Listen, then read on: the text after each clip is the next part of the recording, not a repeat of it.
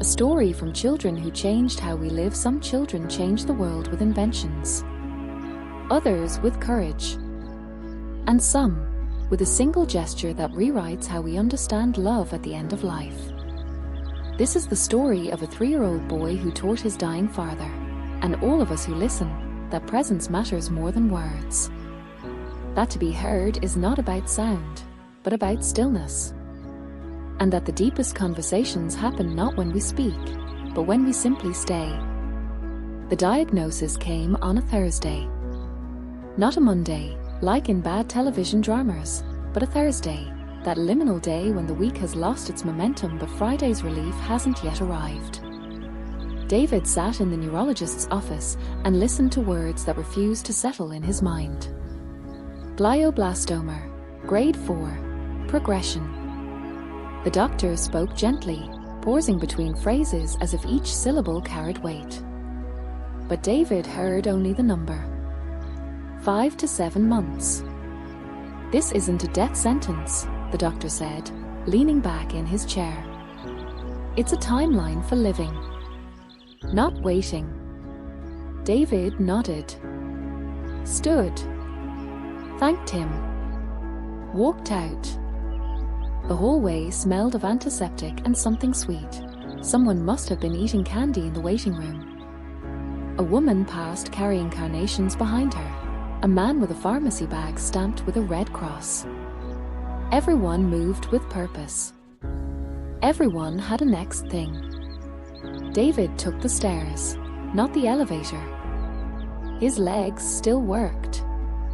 On the 3rd landing, he stopped, bracing a hand against the railing. His left hand had gone numb, not for the first time that month, but now it made sense. This was the beginning of the end, and for the first time, he named it. Outside, the sun shone. May. People wore t-shirts. From a parked car, a song played, one he'd loved in college. David sat on a bench near the bus stop, took out his phone, dialed Meyer. Ring, ring, ring. Hello. Her voice was breathless, wind in the background. Leo ran toward a puddle.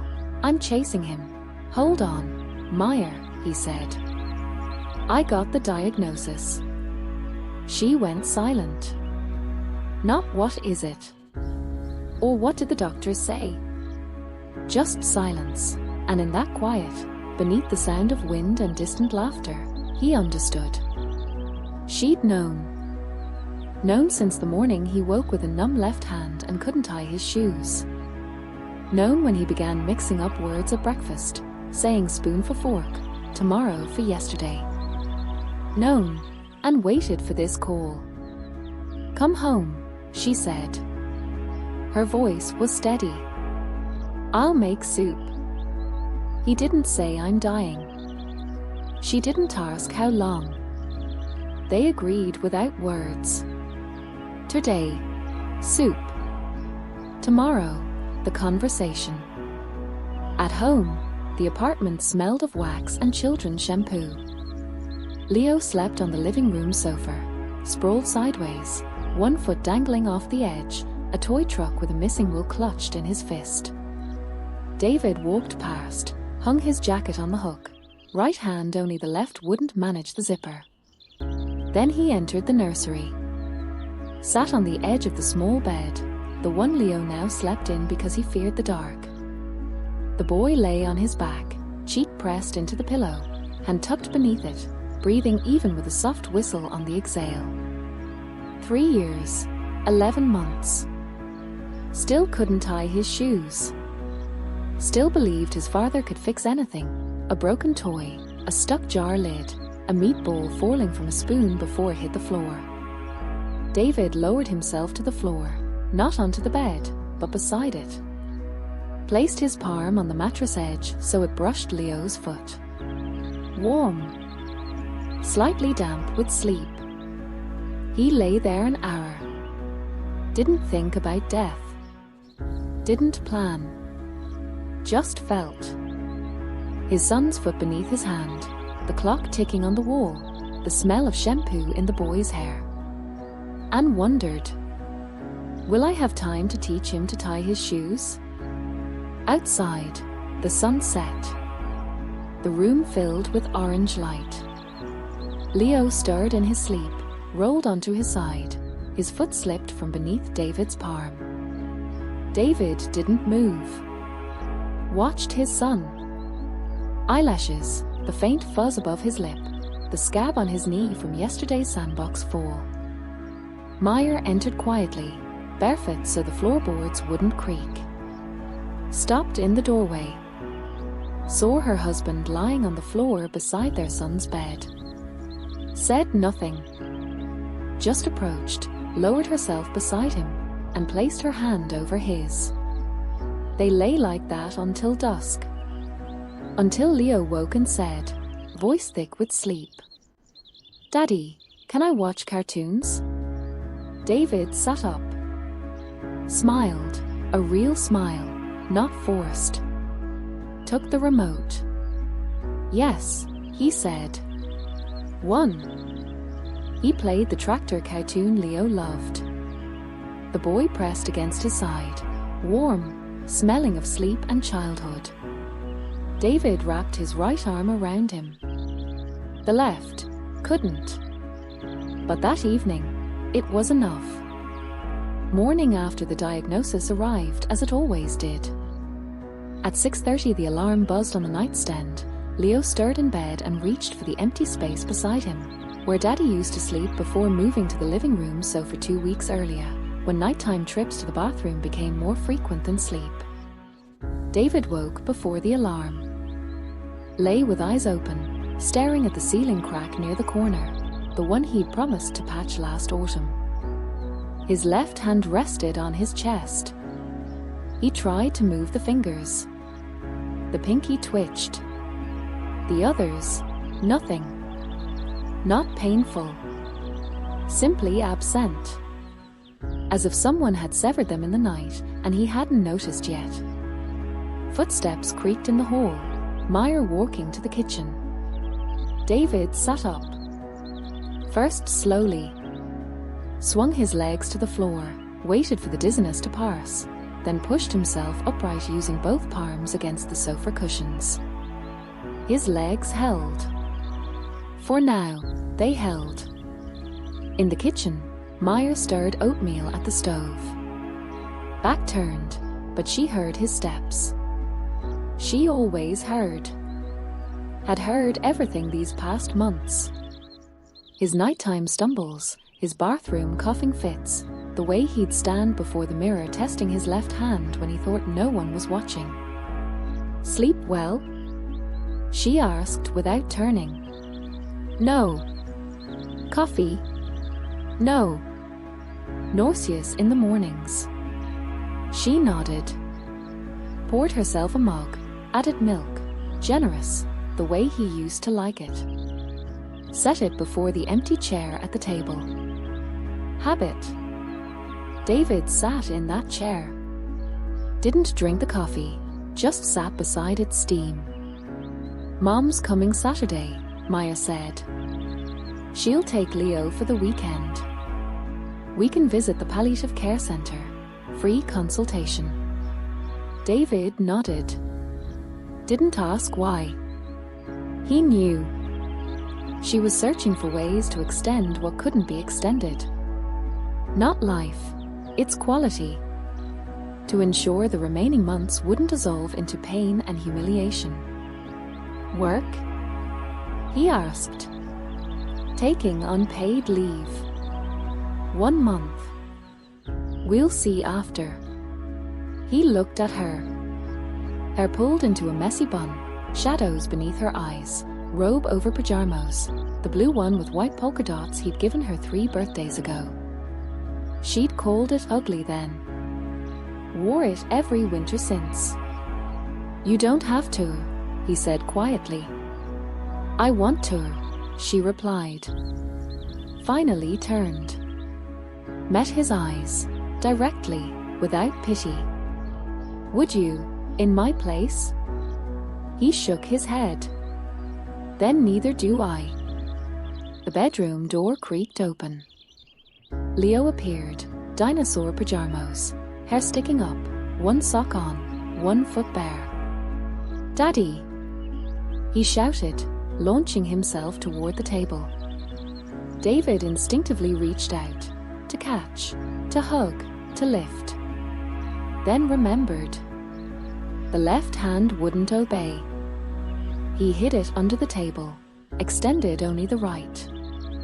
Leo crashed into his arms, wrapped his own around David's neck, and hung there, heavy, warm, real. "I slept alone," he announced proudly. "No nightlight." "Good job," David said, kissing the top of his head. The scent of children's shampoo with cherry, the one Leo had chosen himself at the store because it's pink like my truck. "Can I watch cartoons?" "After breakfast." "Before?" "No." Leo pouted, climbed onto the chair beside his father, swung his legs onto the neighboring seat, the one holding the coffee mug. Meyer set a bowl of oatmeal before him.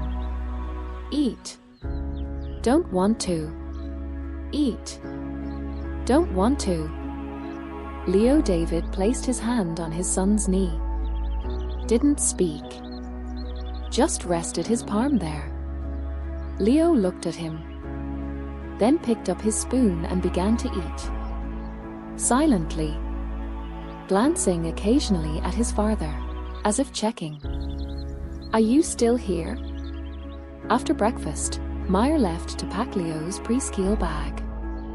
David remained in the kitchen. Washed his son's bowl, one-handed, awkwardly, but thoroughly. Set it to dry on the rack's edge. Dried his hands on the towel, right hand wiping, left just parsing through the fabric. Then he walked to the living room. Stopped before the front door. Studied the welcome mat, the coat hooks, the June calendar pinned beside the frame. And understood. He would no longer meet his son at this door. Would not open it when Leo returned from preschool.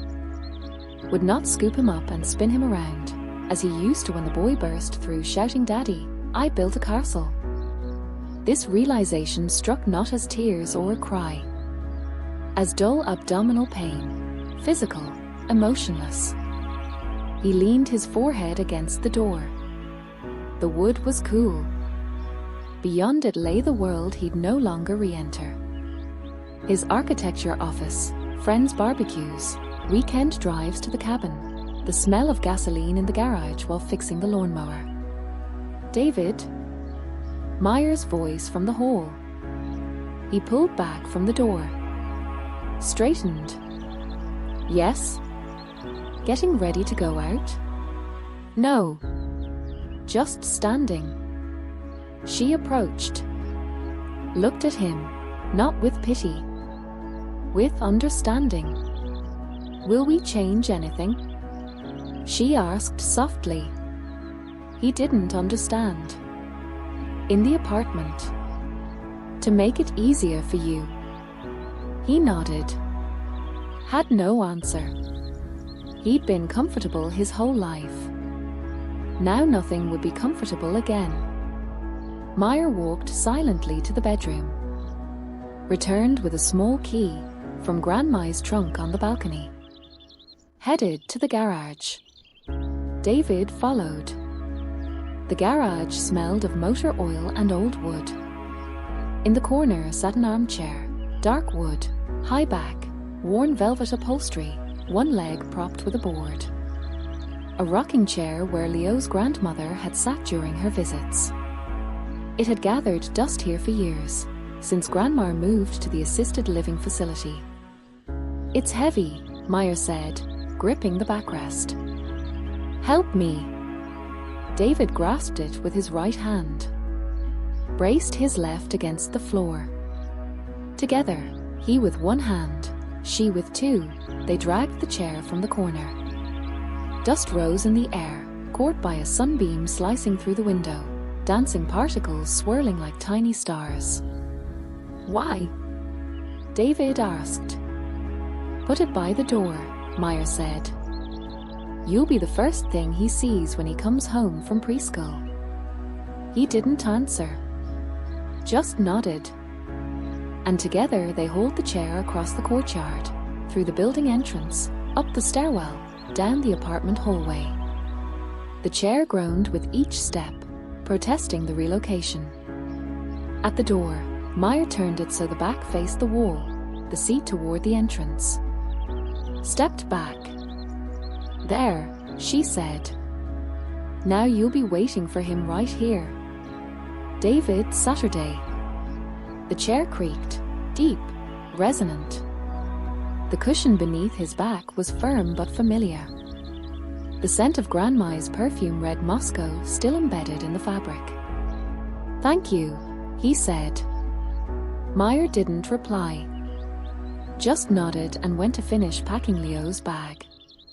Spare clothes, wet wipes, water bottle, plastic bag for soiled items, everything as usual. But today she folded items slower, checked zippers 3 times, removed and repacked socks twice. David sat in the armchair and watched the door. Thought, it will open soon, and Leo will burst inside. And I'll be sitting. Won't stand. Won't scoop him up. Just sitting. And what will he think? That Daddy no longer wants to see him? Mommy. Leo called from his room. I'm ready. Meyer grabbed the bag. Approached David. Leaned down, kissed his forehead. I'll be back at 4, she said. Call if you need anything. He nodded. She left. The door closed. The lock clicked. Silence. David sat in the armchair and listened to silence. Sparrows chirped beyond the window. Somewhere in the building, water dripped from a faucet or the toilet tank he'd meant to fix for months. Now it never would.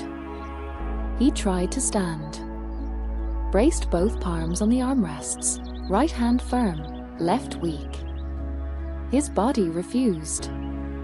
Tried again, and fell to the floor. Not painfully. Just landed on his side, knee thudding softly against the rug. Lay there staring at the baseboard, dust collected where Meyer hadn't wiped. Lay 1 minute. 2. 3. Then began to crawl. On all fours, like a child. His left arm dragged behind him, useless as a stranger's limb. Reached the sofa. Gripped the edge with his right hand. Pulled himself up. Sat on the sofa. Breathless. Not from effort, from shame. Shame was physical. Heat in his cheeks, a lump in his throat, trembling in his right hand. He sat on the sofa until noon. Watched the window. People walked the sidewalk. A man with a dog, a woman pushing a stroller, teenagers on bicycles. All moving. All living. And he, not. At 1 o'clock, Meyer called. How are you? She asked. Fine. Did you eat? No. I'll bring something. Don't. I can manage. He lied. Couldn't manage. But didn't want her seeing him on the floor. Leo asked about you, she said. Said, is Daddy home today?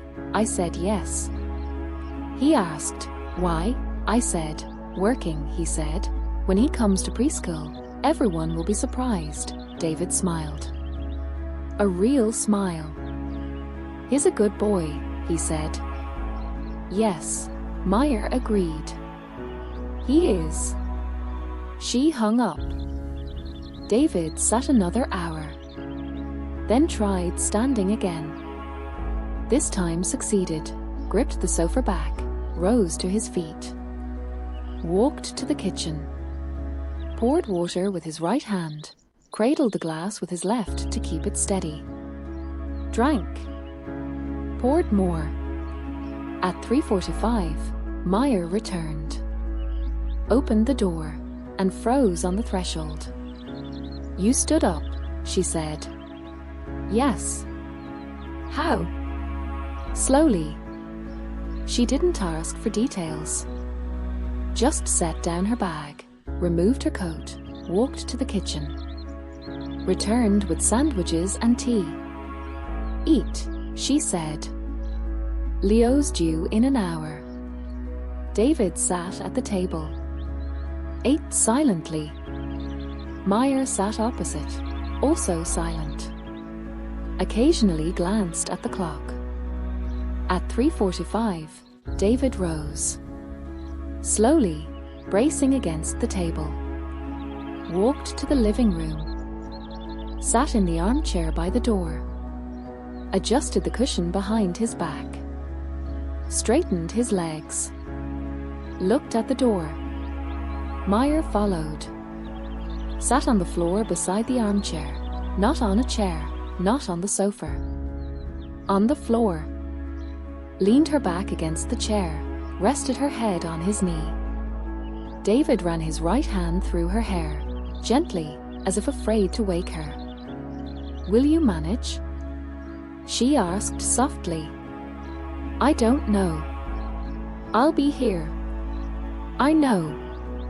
They sat like that until footsteps sounded beyond the door. First heavy, Meyer's. Then light, quick, skipping, Leo's. And a voice. "And then we made a dinosaur from clay, and its head fell off, and I glued it back, and Tanya said, 'Good job,' the door opened." Leo froze on the threshold. Looked at Daddy in the chair. At Mommy on the floor. At the chair, unfamiliar, old, with worn upholstery. "Daddy!" He shouted and launched himself forward. David extended his right hand. Leo crashed into his arms, as always. But this time didn't rise into the air. Remained standing on the floor, pressing his face against his father's chest. "Why are you sitting?" Leo asked. "Tired," David answered. "Why is the chair new?" "Not new. Grandma's." "Where's yours?" "This is mine now." Leo thought. Then suddenly scrambled onto the footrest, too high for him. He stood on tiptoes. Placed his palms on his father's knees. "Does it creak?" he asked. "Yes." "Let me hear." David rocked the chair slightly. A creak, soft, wooden. Leo smiled. Climbed onto his own small stool, the red plastic feeding chair Meyer kept for him. Sat beside his father, legs swinging, recounting preschool. How Max took a block, how the oatmeal tasted bad, how he didn't cry when he fell. David listened. Didn't interrupt. Didn't look away. Just listened. And for the first time that day, felt. He was still here. Not as an architect, not as a husband, not as a patient. As a father, who listens to his son after preschool. When Leo fell silent, breathless, David raised his right hand. Slowly, with effort, placed his palm on his son's head. Caressed once, from crown to nape. Leo closed his eyes. Smiled. Again, he whispered. David caressed once more. Enough, Leo said and jumped from a stool. "I'm going to play." He ran to his room, with toy trucks. David remained in the armchair. Meyer approached, stood beside him. "You were good," she said softly. "He didn't ask why I'm sitting." He doesn't ask about what he sees every day. For him, you've always sat here. Just before, on the sofa. David nodded. Didn't know if this was good or bad, that his son didn't notice the change. That evening, after Leo fell asleep, they sat in the kitchen. Meyer made tea. David watched the window, the street lamp in the courtyard, shadows cast by trees. Tomorrow I'll move the chair, he said. Why? I don't want him to get used to seeing me sitting. And what do you want? I want him to remember me standing. Meyer set a mug before him. Sat opposite. He won't remember you standing or sitting, she said. He'll remember you listening. Today you listened to him for 15 minutes without a single yes. Oh, I see, just looked and listened. That will stick. David didn't answer. Drank his tea. Warm, sweet. She'd added 2 spoons of sugar, as he liked. I'm afraid, he said quietly. Of what? That one day I won't be able to hug him. Not even with one arm. Meyer stood. Sat on the armrest beside his shoulder. Rested her head against his temple. Then he'll hug you, she said. And that will be enough. He closed his eyes. Breathed in her scent, shampoo, sweat, home. Her hand lay on his cheek, warm, alive. I love you, he said. I know, she answered. I love you too. Beyond the wall, Leo snored softly, gently, with a faint whistle. David listened to that snoring. Memorized it. Because he understood. One day it would become the most precious sound in his life. Not because it was beautiful, but because it was final. Leo woke before anyone the next morning. Sunlight just beginning to slice through the nursery window, a diagonal beam catching dust motes dancing above the floor. Toys lay scattered in the half-light. A truck with a missing wheel, a plush dinosaur with a detached arm, a board book with a torn corner. Leo sat up in bed, rubbed his eyes with fists, and scanned the room. Then he slipped to the floor, barefoot, in dinosaur pajamas, and crept to the door. Listened. From the living room came a soft creak. Not floorboards. The armchair. That same old wooden groan. Leo smiled. Daddy was already in his chair. Waiting. This had become ritual in just 2 days. Daddy waited by the door when Leo returned from preschool. But today Daddy waited from morning, before preschool even. This was new. And important. Leo opened the nursery door and stepped into the hall. Stopped at the living room threshold. David sat in the armchair, back to the door, gazing out the window. His left hand lay motionless on the armrest, foreign, inert. His right held a mug of tea, carefully, 2 fingers hooked through the handle. Daddy, Leo said. David turned. Smiled, not broadly, but genuinely. Good morning, sunshine. Why are you sitting? Waiting for you. But you're already home. Waiting for you to wake up. Leo approached. Stood beside the chair. Touched the armrest, wood warm from his father's hand. Does it creak? Yes. Let me hear. David rocked the chair slightly. A creak, soft, velvety. Leo smiled. Then asked, why don't you sleep in bed? David froze. Hadn't expected the question.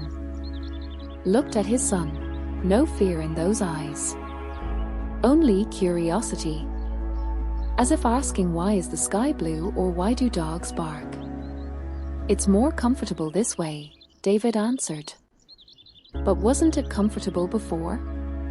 Before I slept in bed. Why not now? David had no answer. Meyer entered the living room just then, towel in hand, fresh from the shower. She'd heard the question. Paused in the doorway.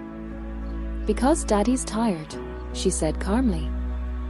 It's easier for him to rest here. Leo turned to her. When will he untire?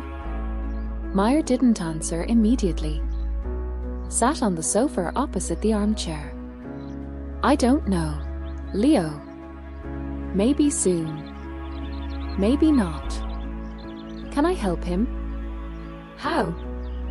Leo thought. Then dashed to his room. Returned a minute later with the truck, the one with the missing wheel. Held it out to his father. Fix it. David took the truck in his right hand. Tried to slot the wheel with his left. Fingers wouldn't obey. The wheel slipped, rolled across the floor. Leo scrambled after it, retrieved it, thrust it back. Hold tighter. David tried again. Failed. The wheel clattered to the floor once more. Let me, Leo said, snatching the truck. Sat on the floor, braced his feet against the rug, and twisted the wheel with both hands, straining, cheeks puffed, squinting with effort. On the fourth try, the wheel clicked into place, crooked but secure. Leo lifted the truck, showed his father. See? I fixed it. David nodded. Smiled. Good job. Leo placed the truck on the armrest. Then asked, Can you fix the dinosaur? Which one? The one with the arm. Bring it. Leo ran to his room. Returned with the plush dinosaur, green, one arm dangling by a thread. Offered it to his father. David took the toy. Tried to knot the thread, left hand useless, right hand alone couldn't manage. The thread slipped through his fingers. Let me, Leo said, reclaiming the dinosaur. Tied the knot himself, crooked but tight. Then looked at his father. You used to know how, he said. David didn't answer. Before you fixed everything, Leo continued. My truck, Mommy's bike, the kitchen lamp. Now you don't know how. Now I'm sick, David said softly. Does sickness get better? No. Why not? Because this kind of sickness doesn't. Leo fell silent. Then asked, What if I make you better? How? Like a doctor. You lie down, and I give shots. He mimed holding a syringe with his fingers. David smiled. Thank you, Leo. But this can't be fixed with shots. What fixes it? Nothing. Leo frowned. For him, the world operated simply. Broken things get fixed. Sick people get better. Daddy always said, Don't worry, I'll fix it. And he did. Now Daddy himself was broken and couldn't be fixed. This didn't compute. I want you to get fixed, Leo said quietly. David extended his right hand. Caressed his son's head. I do too. At that moment Meyer rose from the sofa. Enough talking, she said. Get dressed, Leo. Preschool in 40 minutes. Leo reluctantly trudged to his room. David remained in the armchair. Watched the window. Meyer approached, stood beside him. He asked when you'd untire, she said softly. And what did you say? The truth. That I don't know. David nodded. Said nothing. But Meyer saw it in his eyes, not pain. Shame. Shame for no longer being who he'd been for his son. Strong, capable of fixing anything, able to lift him high and spin him until he shrieked with laughter. He'll get used to it, Meyer said. I don't want him to get used to it. He won't get used to the sickness. He'll get used to you. The new you. David didn't answer. Sipped his tea. Set the mug carefully on the table, afraid of dropping it. The day passed like any other. Meyer took Leo to preschool. David stayed alone. Sat in the armchair by the door. Watched the window. Occasionally tried standing. Sometimes succeeded, sometimes didn't. When he succeeded, he'd shuffle to the kitchen, pour water, return. When he failed, he'd lie on the floor until strength returned. Never called Meyer. Never wanted her abandoning work to rush home. Wanted to preserve at least the appearance. I'm managing. At 3 o'clock the door opened. First Meyer appeared, weary, bag slung over her shoulder. Then Leo, animated, backpack hanging from one strap. Daddy! He shouted, launching toward the armchair. David smiled. Extended his right hand. Leo crashed into his arms, as always. But this time didn't settle on his lap. Stepped back. Looked at his father seriously. I brought you something, he said. What? Leo dug into his jacket pocket. Withdrew something small and shiny. Offered it to his father. A screwdriver.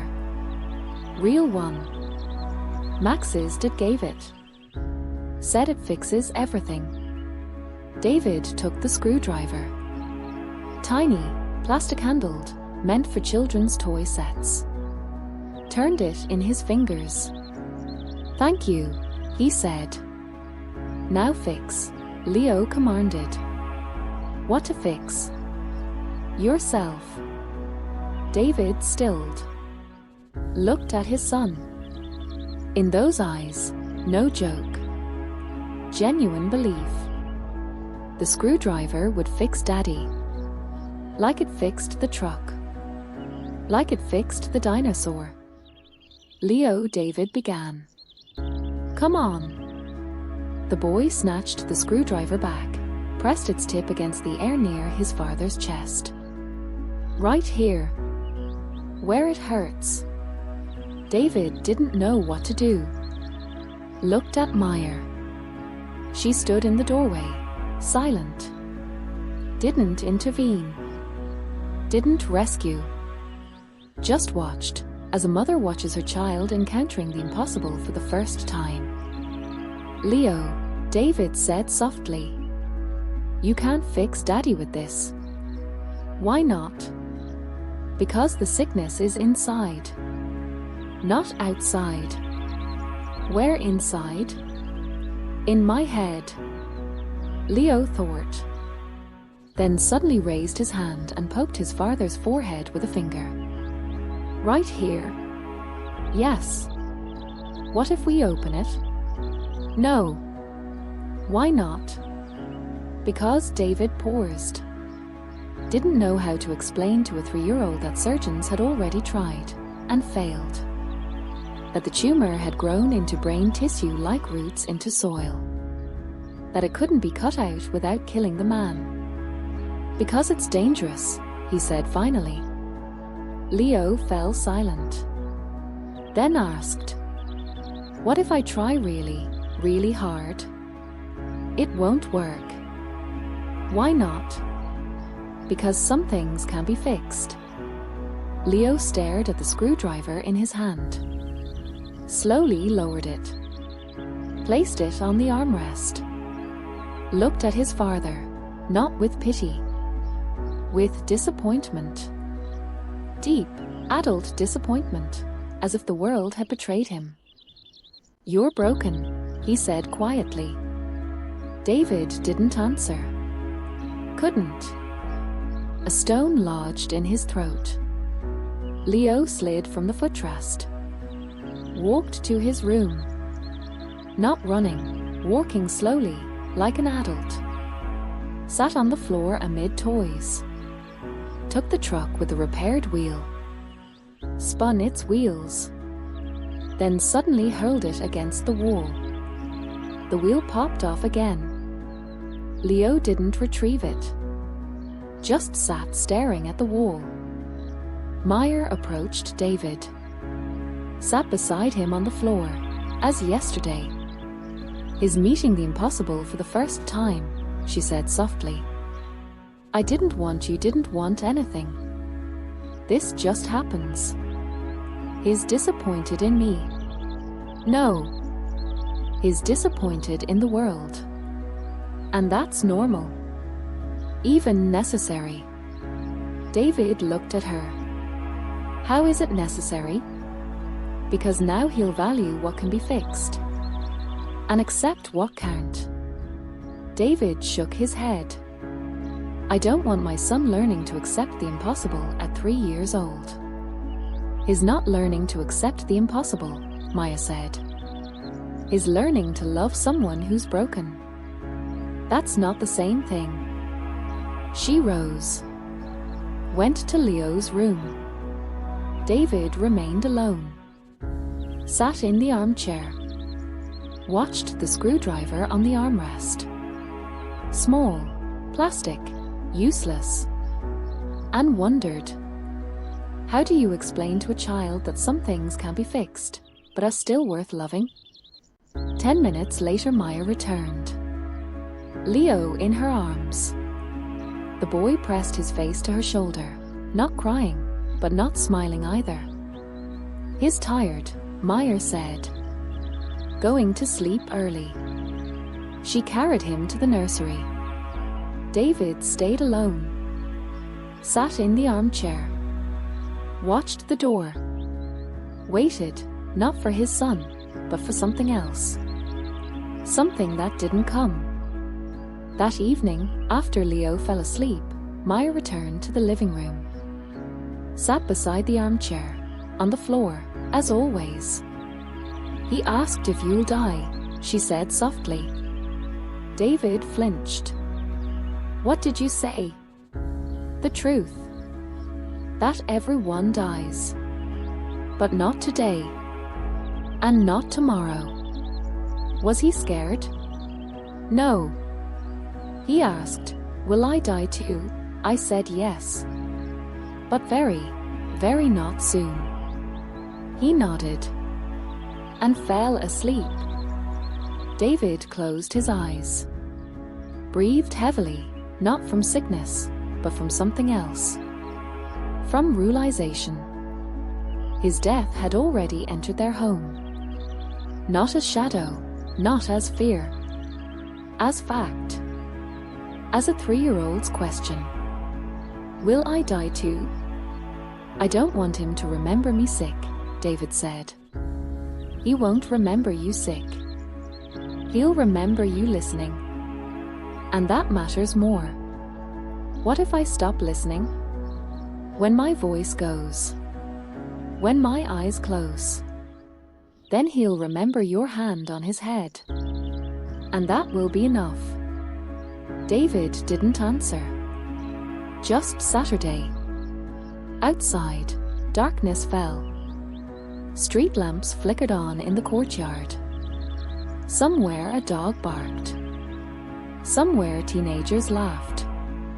The world lived, without him, beside him, through him. Maya rose. Went to the kitchen. Returned with 2 mugs of tea. Set one on the small table beside the armchair. Took the other herself. Sat on the floor. Leaned her back against the chair. Rested her head on his knee. "Tell me something," she said. not about sickness. Anything. David thought. Then said, "Remember when we waited for Leo?" "Yes." "I was scared." "Of what?" "That I couldn't love a child the way he needed. That I'd get nervous over every cry. That he'd be a nuisance. And then he was born and I held him for the first time. And said, 'He's so small,' like I was surprised." Meyer smiled. "I remember. And suddenly I understood. I already loved him. Not because he was mine, but because he was him." "That's love," Meyer said. Not because of, but in spite of, they fell silent. Drank tea. Beyond the wall, Leo snored softly, gently, with a faint whistle. "He didn't ask for cartoons before bed tonight," Maya said. "First time in a month." Because he was upset. No. Because he grew up. One day. One disappointment. David placed his right hand on her hair. Caressed slowly, from crown to nape. She closed her eyes. Said nothing. Just sat, until the tea went cold. The next morning Leo woke late. Emerged from his room quietly, no shouts of "Daddy, Mommy, I'm awake." Approached the armchair. Looked at his father. "Hi," he said. "Hi," David answered. Leo didn't ask for broken toys to be fixed. Didn't show the screwdriver. Just sat on his small stool beside the armchair. Sat silently. Then asked, "Were you good today?" David was surprised by the question. "Why do you ask?" "Because I was good. I ate my oatmeal without crying." "I was good too," David said. "I waited for you." Waiting isn't work. It's the most important work. Leo thought. Then said seriously, "Then we were both good." David nodded. Raised his right hand, heavily, as if lifting stone, and placed it on his son's knee. Leo placed his small palm atop his father's. They sat like that a minute, without words. Then Leo slid from the stool. Went to the kitchen, to eat oatmeal. David watched him go, and for the first time in days felt. His son wasn't disappointed in him. He'd simply shifted languages. Not fix me. But I was good. Not a demand. An offering. Let's be good together. This wasn't forgiveness. It was beyond. Quieter, deeper, real. Meyer entered the living room. Looked at David. Smiled, thinly, at the corners of her mouth. "He came back," she said. "Who?" "Our Leo. The one who loves you, not for what you can do, but just because." David nodded. Didn't answer. But in his eyes, not tears.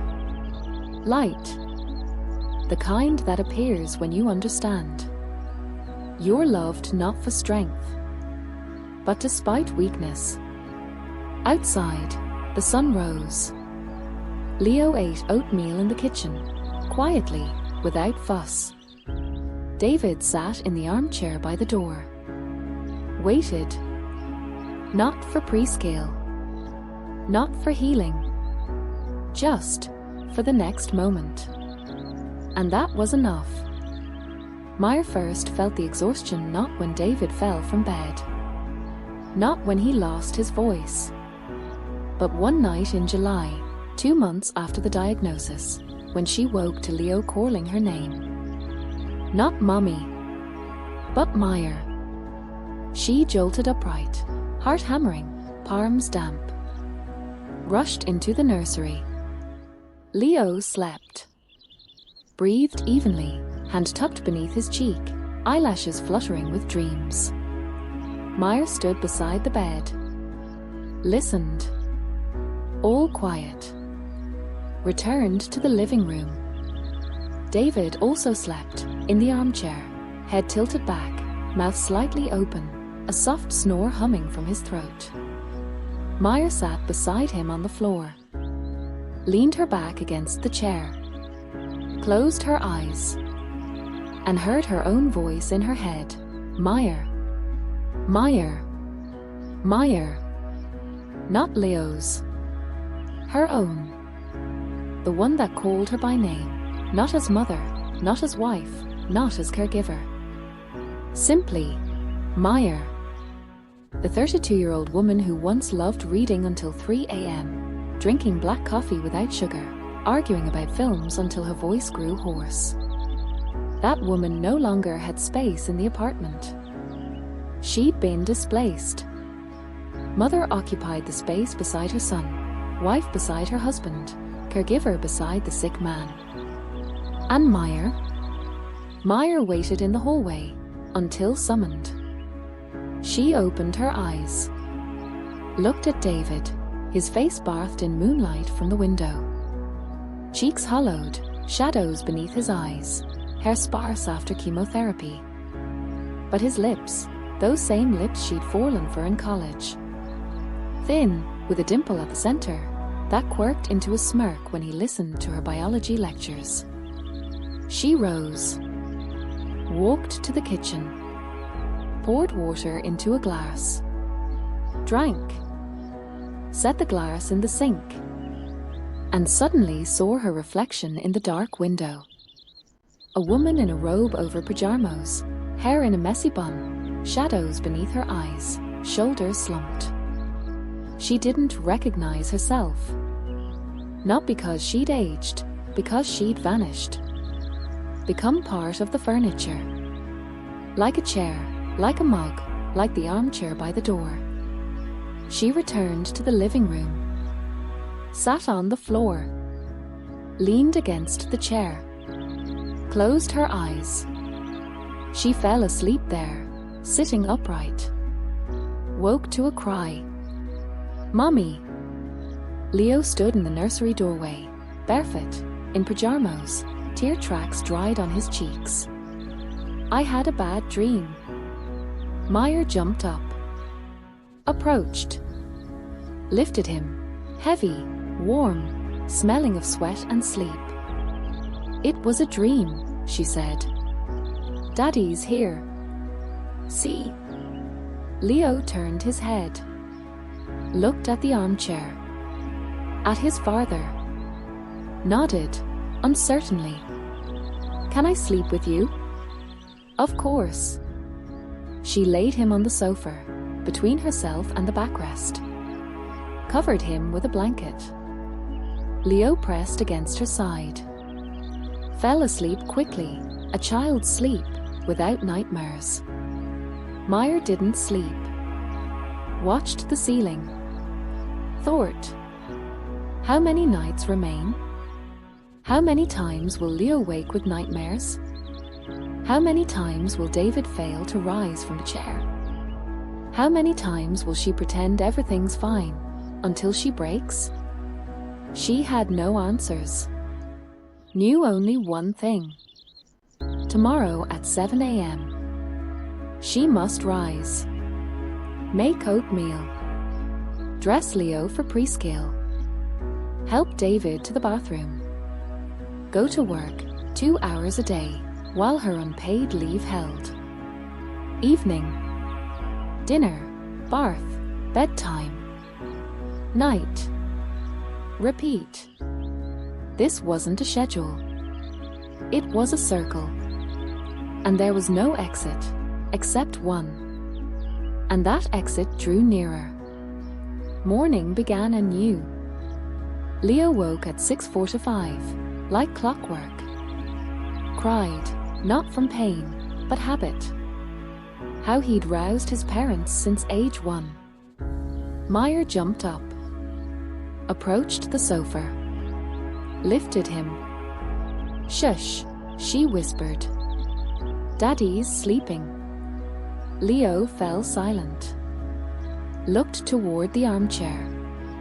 David slept, head on the pillow Meyer had placed beneath his neck the night before. "Is Daddy sick?" Leo whispered. "Yes." "Will he get better?" "I don't know." "What if I sing him a song?" "Okay." Leo slid from the sofa, approached the armchair, stood on tiptoe, leaned toward his father's ear, sang, softly, off-key, but earnestly.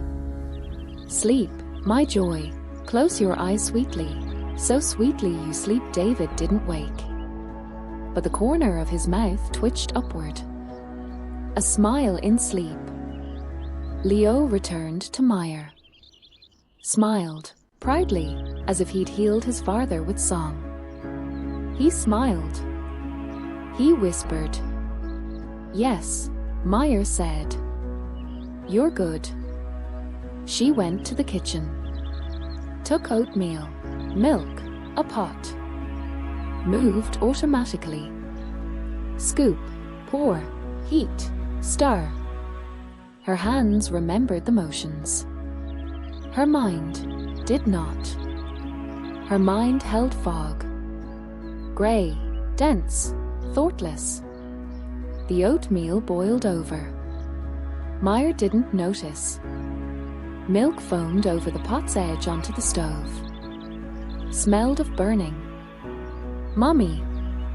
Leo shouted from the living room. "Oatmeal's running away."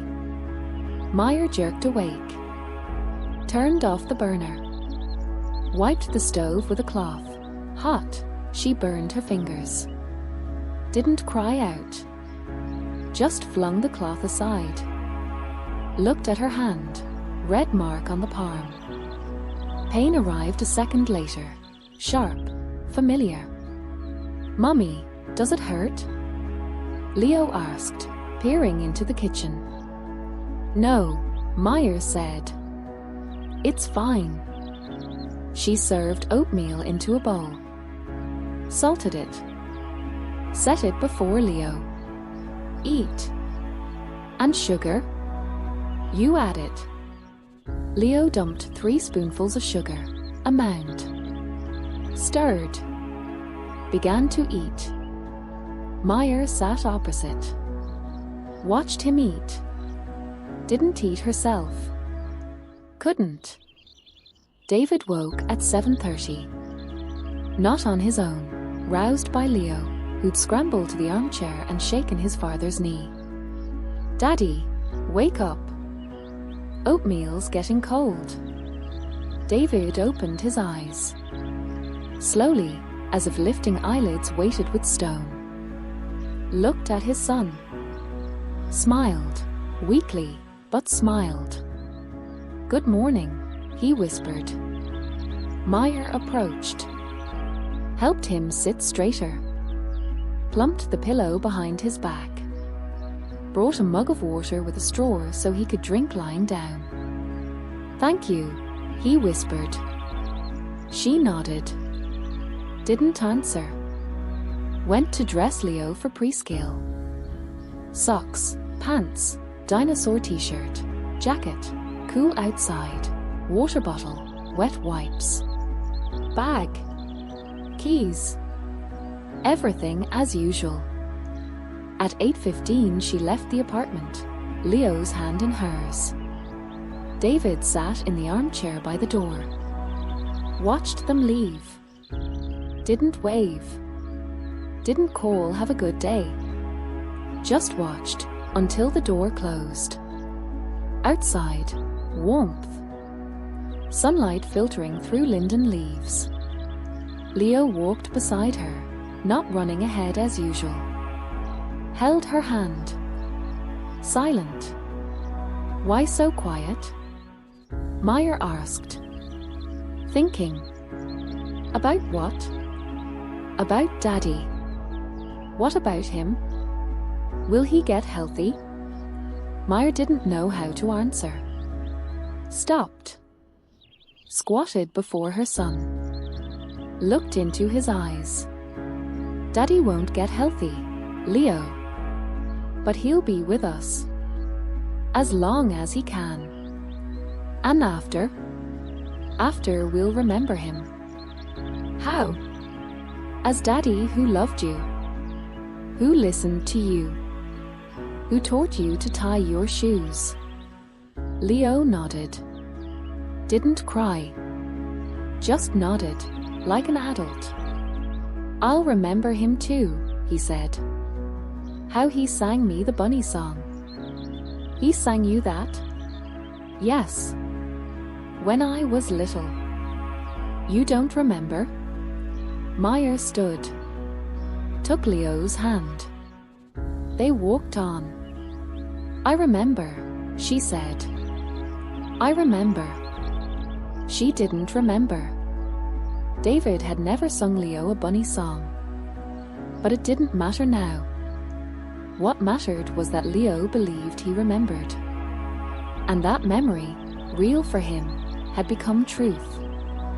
At preschool, Teacher Tanya met them at the gate. Smiled, broadly, as always. Good morning. How are you? Okay, Meyer said. How's David? Holding on. Tanya nodded. Didn't ask for details. Just took Leo's hand. Go on, Leo, Max is waiting. They're building a block castle. Leo ran off, without looking back. Meyer lingered at the gate another minute. Watched her son. He sat beside Max, took a block, began building. A normal child. A normal life. Then she walked to work. The office stood empty at 9 a.m. Only a cleaner mopped the hallway floor. Meyer walked to her desk. Saturday. Turned on the computer. Opened email. Messages had piled up over the week. Dozens, hundreds. She hadn't read them in 2 weeks. Couldn't. Today she tried. First message, from her boss. Meyer, how are you? Do you need help? She didn't reply. Second, from a colleague. Hey, where have you been? We miss you.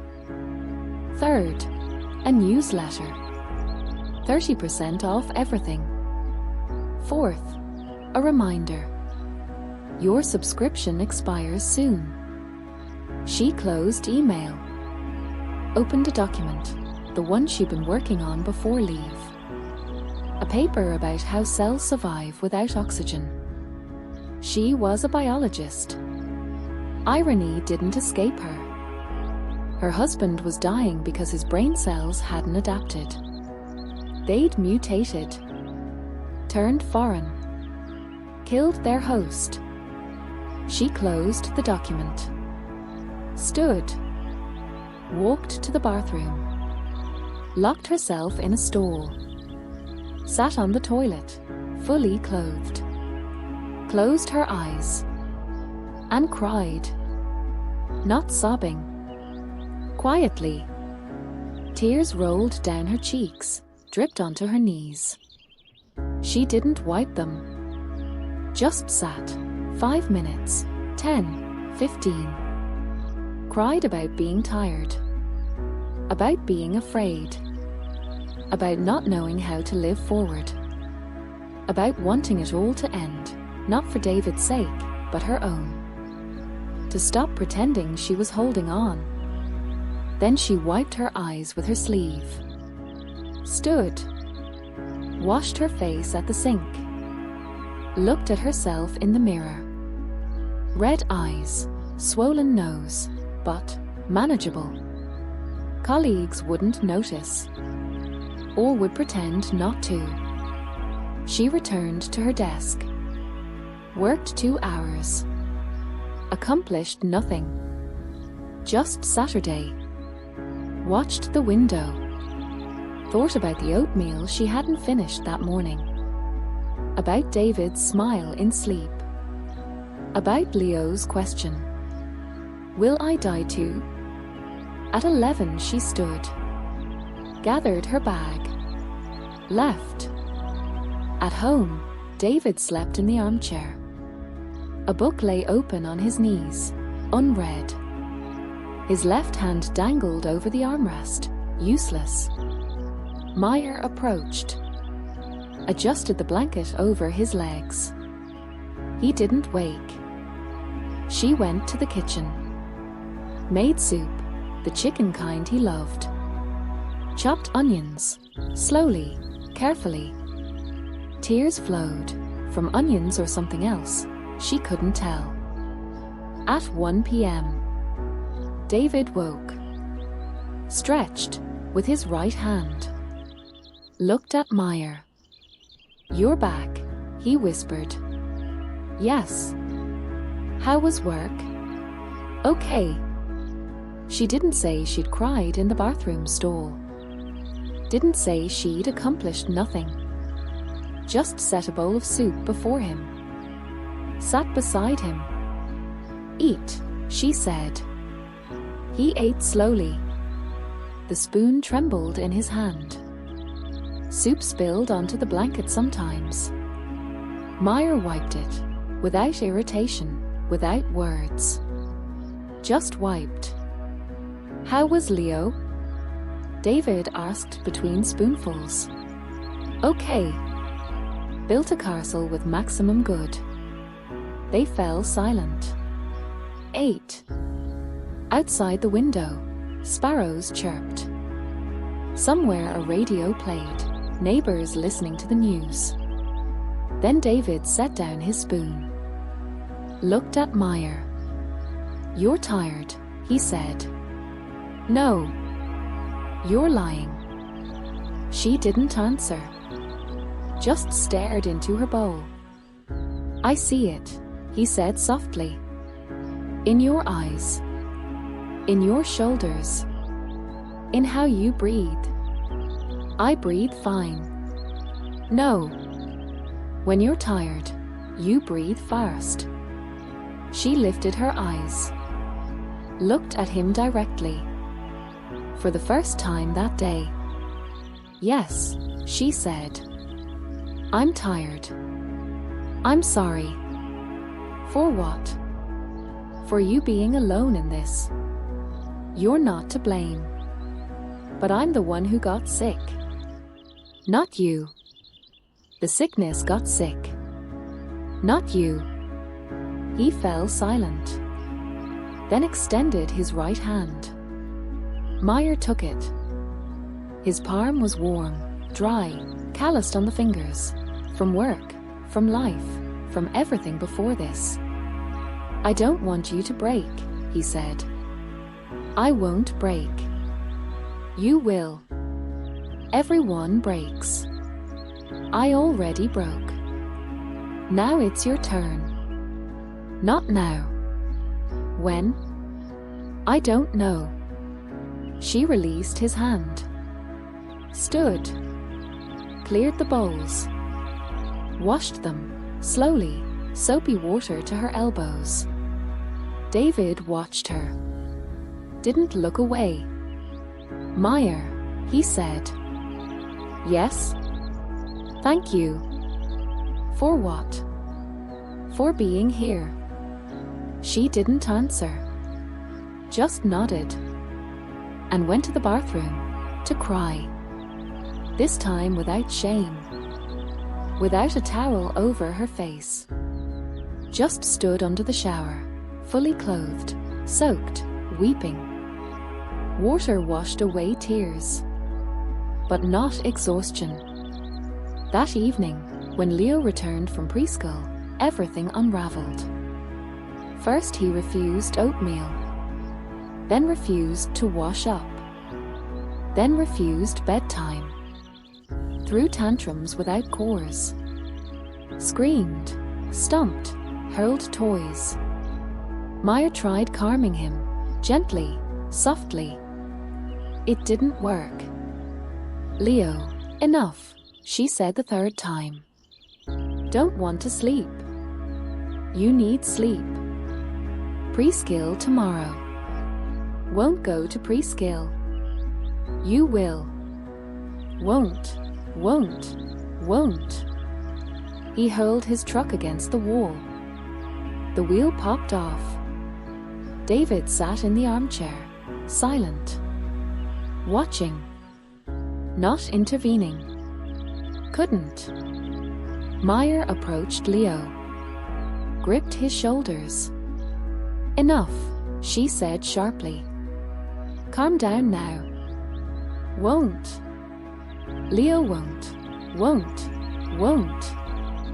He writhed in her grasp. Wailed, not with tears, but with screams. Meyer held him tighter. Didn't know what to do. Her mind, blank. No thoughts, no feelings. Only exhaustion, heavy as a stone on her chest. Take him, she shouted at David. You're his father. David tried standing.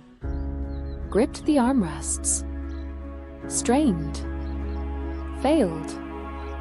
Fell to his knees, softly, without a thud, but fell. Leo fell silent. Stared at his father. Meyer froze. Released her son. Approached David. I didn't mean, she began. He shook his head. Not no. It doesn't matter. Meyer helped him up. Settled him in the armchair. Adjusted the blanket over his legs. Turned to Leo.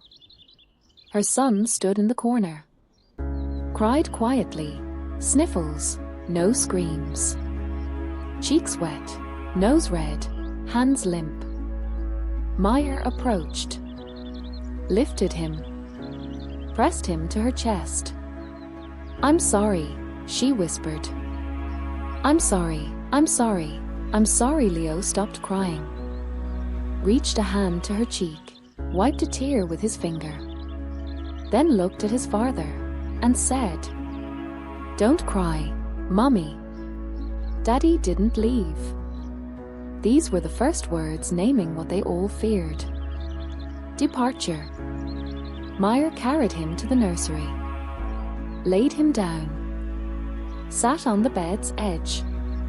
Caressed his hair, slowly, rhythmically. Leo drifted to sleep.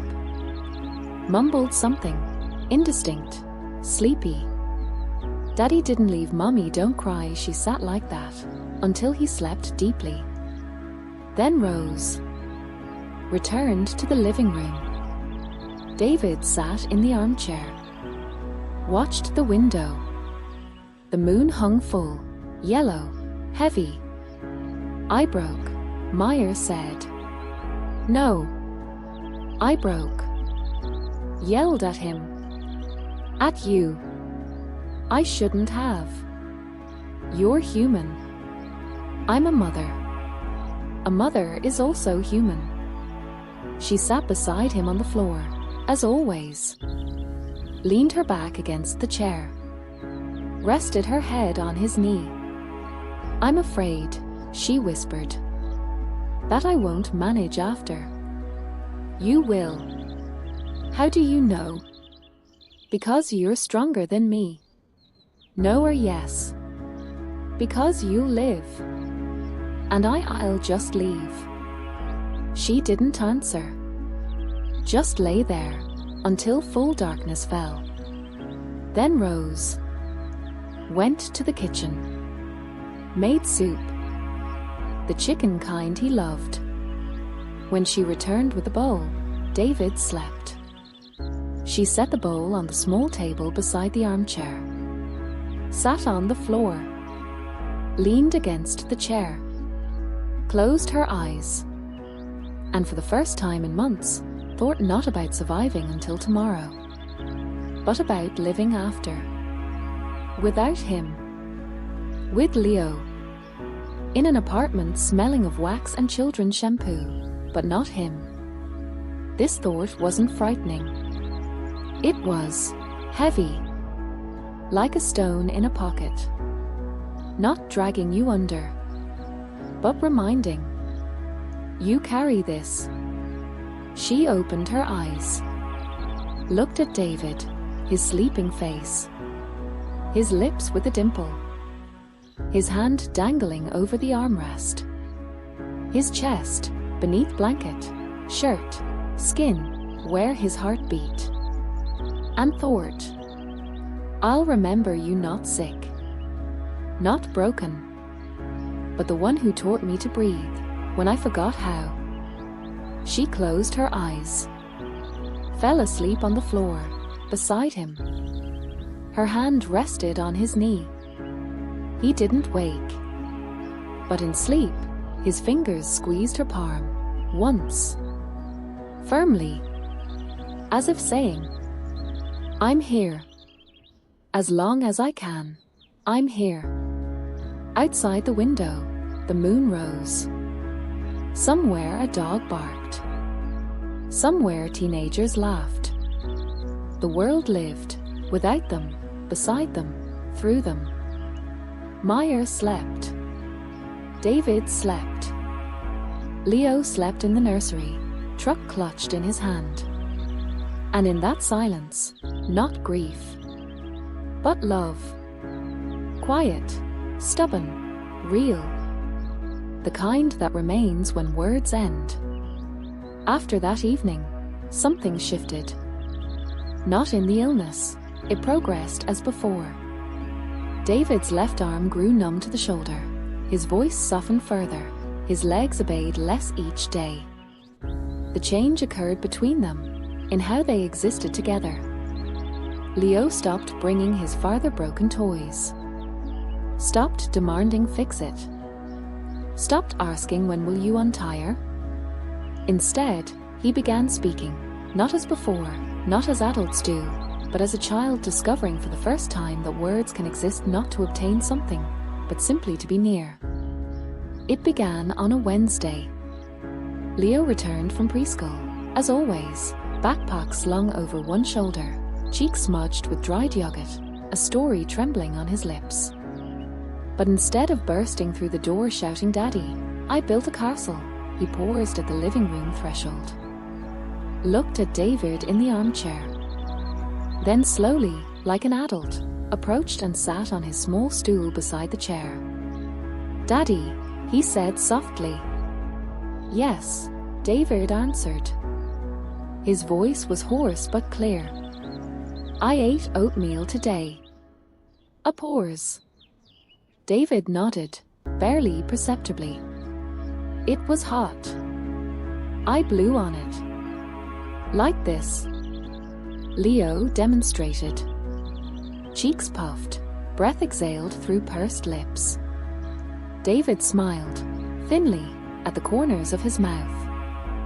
Then Tanya said, Leo, you're good and I was good. He fell silent. Waited. Not for the next question, for the next gaze. David raised his right hand, heavily, as if lifting stone, and placed it on his son's knee. Leo laid his small palm atop his father's. They sat like that a minute. Without words.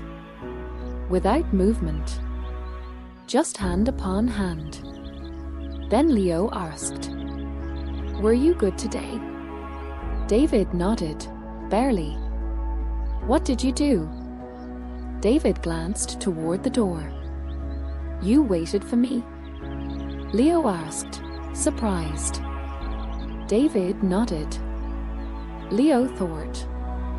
Then said seriously, Waiting isn't work. It's boring. David shook his head. Not no. Not true. What is it then? David raised a finger. Pointed to Leo. Then to himself. Then connected them with his gaze, slowly, as if drawing an invisible thread between them. Leo understood. Not with words, with his body. He slid from the stool, stepped closer to his father, and hugged his neck. Not as before, abruptly, with a running start, with shouts. Quietly, pressed his cheek to his father's cheek. Held still, 10 seconds, 15, 20. I waited for you too, he whispered into his father's ear. At prescale, when I played in the sandbox. I waited. David closed his eyes. Tears slipped from beneath his lids, not from pain, not from self-pity. From being heard.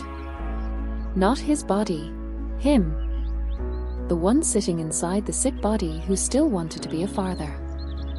Meyer stood in the kitchen doorway. Watched. Didn't interrupt. Didn't cry. Just stood and memorized. How her son placed his palm over his father's hand. How his father closed his eyes. How silence between them filled rather than emptied. This was their first real conversation. Without demands. Without expectations. Simply, I am here, you are here, we are together. The next day Leo returned from preschool with a drawing. Not as usual, wildly scrawled, shouted, "Look what I drew." He approached quietly, sat on his stool, placed the sheet on his father's knees. He'd drawn 3 figures. Large, Daddy, medium, Mommy, small, himself. All holding hands. Above their heads, circles. Not suns. Just circles, yellow, with short rays. "This is us," Leo said. David studied the drawing a long time. A minute, perhaps 2. Then lifted his eyes to his son, and nodded. Not once. Slowly, 3 times. As if saying, "I see. I remember. I love." Leo smiled, not broadly. At the corners of his mouth. The way David smiled when satisfied. "And the circles, what are they?"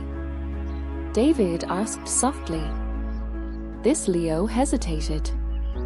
Then said seriously, "This is when we're together. Then it's bright." David didn't answer. Just nodded again. And placed the drawing on the armrest, carefully, as one places something precious. That evening Meyer found the drawing on the nightstand beside the armchair. David had moved it there, with one hand, awkwardly, but he'd moved it. The drawing lay beside medications and a water glass, as if it held equal importance. "He drew us," Meyer said, sitting beside him on the floor. "Yes," David whispered. "The circles, that's when it's bright." He said, "You understood?" "Yes." She fell silent. Then asked, "What do you feel when he says things like that?" David thought. Long. Then said, "That I'm still a person. Not a patient. Not a dying man. A person to whom important things are said." Meyer nodded. Didn't answer. Just sat beside him, until Leo's snores sounded beyond the wall. A week passed. David nearly stopped speaking altogether. Words demanded effort he no longer possessed. But he discovered another way, glances, gestures, touches. Leo learned to read them. When his father nodded once, yes. When he shook his head, no. When he raised his eyebrows, tell me more. When he closed and reopened his eyes, I'm listening. One day Leo returned from preschool and said, "Daddy, Today Max fell. David opened his eyes, looked at his son, fell off the slide, hurt his knee, cried. David nodded once. I'm sorry. I went to him, gave him my truck, so he'd stop crying. David raised his eyebrows. Good job. Then Tanya said, Leo, you're kind and I was kind. David extended his right hand, placed his palm on his son's head, caressed once, from crown to nape. Leo closed his eyes, smiled. Again, he whispered. David caressed once more. Could manage no more. His hand trembled with fatigue. Leo understood. Placed his own small hand over his father's, pressed it to his head. They sat like that a minute. Then Leo slid from the stool and ran off to play. David remained seated, watched the window. Outside, the sunset, orange, warm. He didn't think of death. Thought of Max crying, of Leo giving away his truck, of Tanya saying you're kind. Simple things, small things, but within them, his son's entire life. And he'd witnessed it. Meyer entered the living room, looked at her husband. You're smiling, she said. Yes. About what? About Leo. He was kind today. He's always kind. Today, especially. She sat beside him on the floor, leaned her back against the armchair. He's changing you, she said softly. How? You've stopped thinking about the illness. Started thinking about him. David didn't answer, but she knew he agreed, because his hand resting on the armrest had relaxed, no longer clenched in pain or fear. Just lay, warm, alive. One evening came the moment Meyer feared most. Leo asked, Daddy, will you die? David stilled, looked at his son. In those eyes, not fear, curiosity, as if asking why is the sky blue. Meyer wanted to intervene. Say Leo, not now. But stopped herself. Looked at David. He nodded to her. Let me answer. David took his son's hand. His right hand, his only working hand. Squeezed the small palm. Yes, he whispered. When? I don't know. Soon. And where will you go? I don't know. Leo fell silent. Then asked, And will you remember me? Always. And will I remember you? Always too. How? David thought. Then pointed to his own chest. Then to Leo. Then connected them with his gaze, that same gesture they'd invented together. Like this, he said softly. You'll remember me here. He touched his heart. And I'll remember you here. He touched his own chest again. Leo nodded. Didn't cry.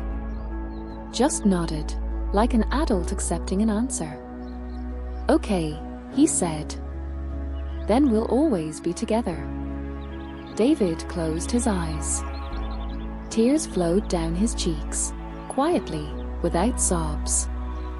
Meyer approached, wiped them with a cloth. Didn't say don't cry. Just wiped. Leo watched his father. Then asked, Can I lie with you? Where? In the chair. David looked at Meyer. She nodded. helped him shift sideways as far as the armchair allowed. Leo climbed in, awkwardly, feet first, like a cat. Settled on his father's lap, head against his chest. David wrapped his right arm around him. The left couldn't. But Leo took his father's left hand and placed it on his own back, like a blanket. They sat like that, 20 minutes, perhaps more. Leo didn't sleep. Watched the window, street lamps, shadows of trees, stars beginning to appear. "Daddy," he said softly. "Yes. I was good today." "Yes. And kind." "Yes. And I love you." David didn't answer with words. Just pressed his son closer, as much as his weak arm allowed, and closed his eyes. Leo fell asleep like that, on his father's lap. Meyer didn't move them, just sat beside them on the floor, watching how they breathed in sync. Farther, heavily, with a rasped son, lightly, with a faint whistle.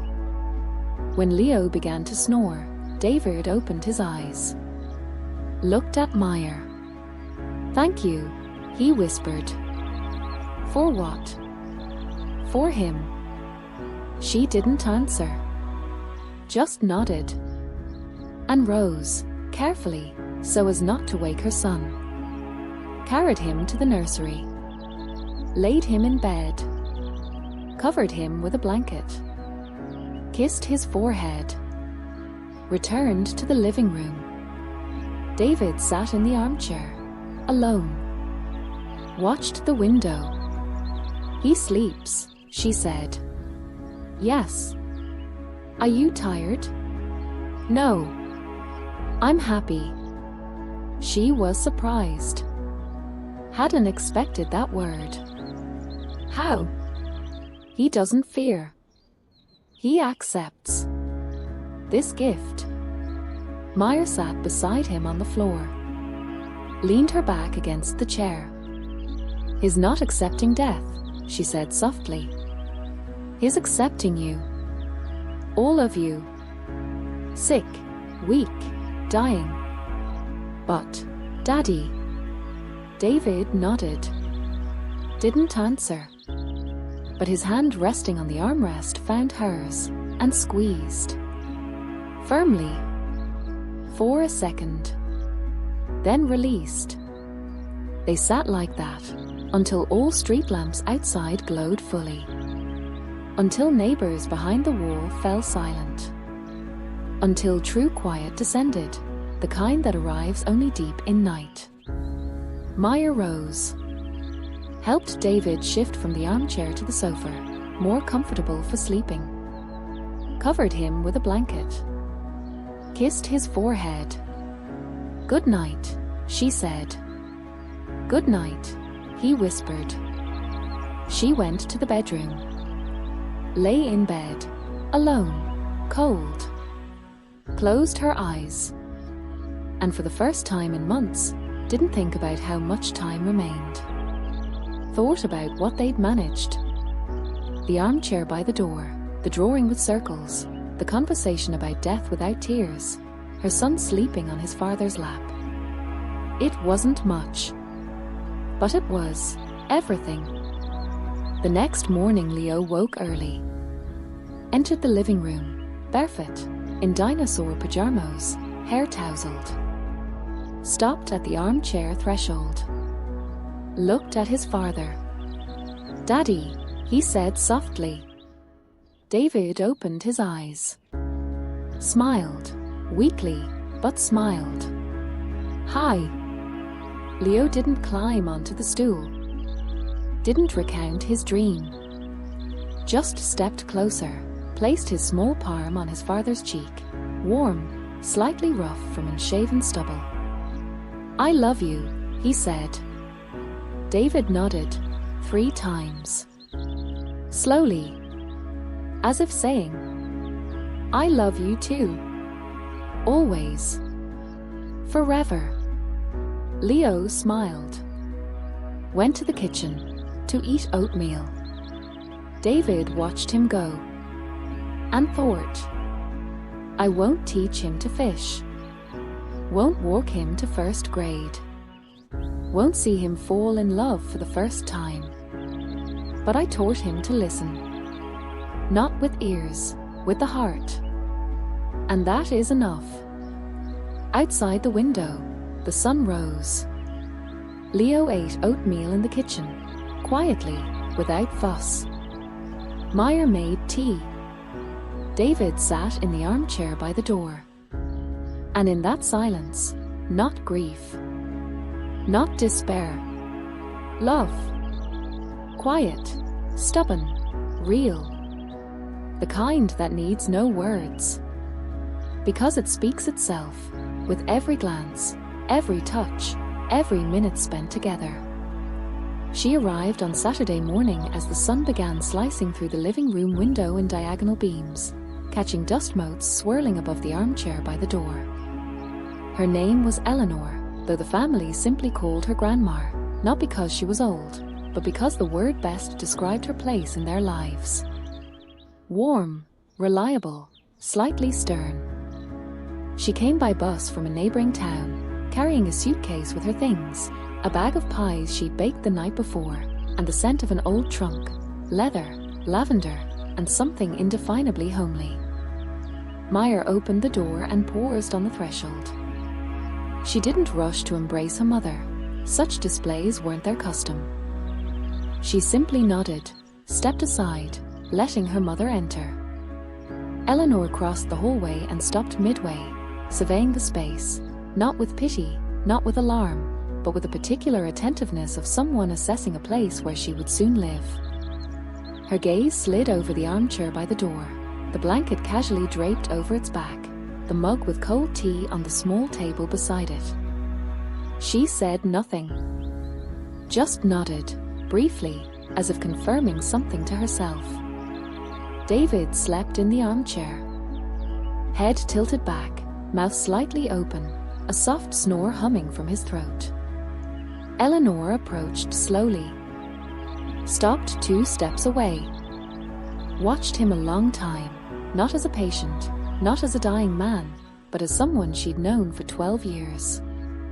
First as her daughter's boyfriend, then as a son-in-law, then as the father of her grandson. Her eyes held no tears. Something else. Acknowledgement. Quiet. Unadorned. Yes, this is happening. Yes, I am here. Yes, we will manage. She didn't touch his hand. Didn't adjust the blanket. Just stood beside him a minute, perhaps 2, then retreated to the kitchen. Meyer followed. They silently unpacked Eleanor's things into the spare closet in the bedroom. Then Eleanor took the pies from her bag, cabbage and egg, the way Meyer had loved since childhood. Warmed them in the oven. Set a plate with sour cream on the table. Saturday. Meyer sat opposite. They ate in silence. Outside, the window sparrows chirped. Somewhere in the distance a tram clanged. An ordinary morning. Only now it contained one more adult, quiet, calm, asking no unnecessary questions. When Leo woke, he emerged from the nursery not at a run as usual, but cautiously, barefoot, in dinosaur pajamas, hair sticking up.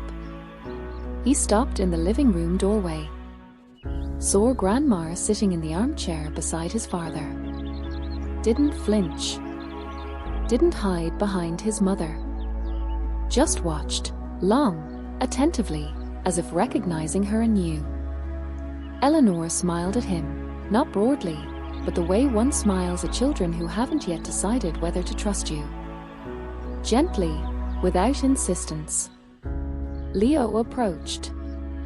Touched her hand, rough, with blue veins beneath the skin, a ring on the ring finger. Then suddenly hugged her neck, briefly, the way he hugged his father. Eleanor stroked his back. Said nothing. just stroked, and that was enough. That day, Eleanor took over the household routine. Not by asking permission, not by explaining why she did it. She simply began. Washing the dishes Meyer had left in the sink since morning, dusting the living room, mopping the hallway floor, sorting dirty laundry into the basket. She moved slowly but deliberately, every motion purposeful, every task completed fully. Meyer at first wanted to stop her. I can manage myself, but then fell silent. She understood. Her mother wasn't trying to seize control. She was giving her daughter a chance to breathe, even if only for half an hour. David woke closer to noon, opened his eyes slowly, as if lifting eyelids weighted with stone. Looked around, saw Eleanor sitting in the armchair opposite. Didn't seem surprised. Nodded, barely perceptibly. Eleanor nodded back. Didn't ask how are you, didn't say I came to help. Just sat nearby, with presence, not words. David closed his eyes, opened them again, looked at her directly, without embarrassment. In her eyes he saw not what he feared most, pity. He saw something else, respect. Quiet, deep.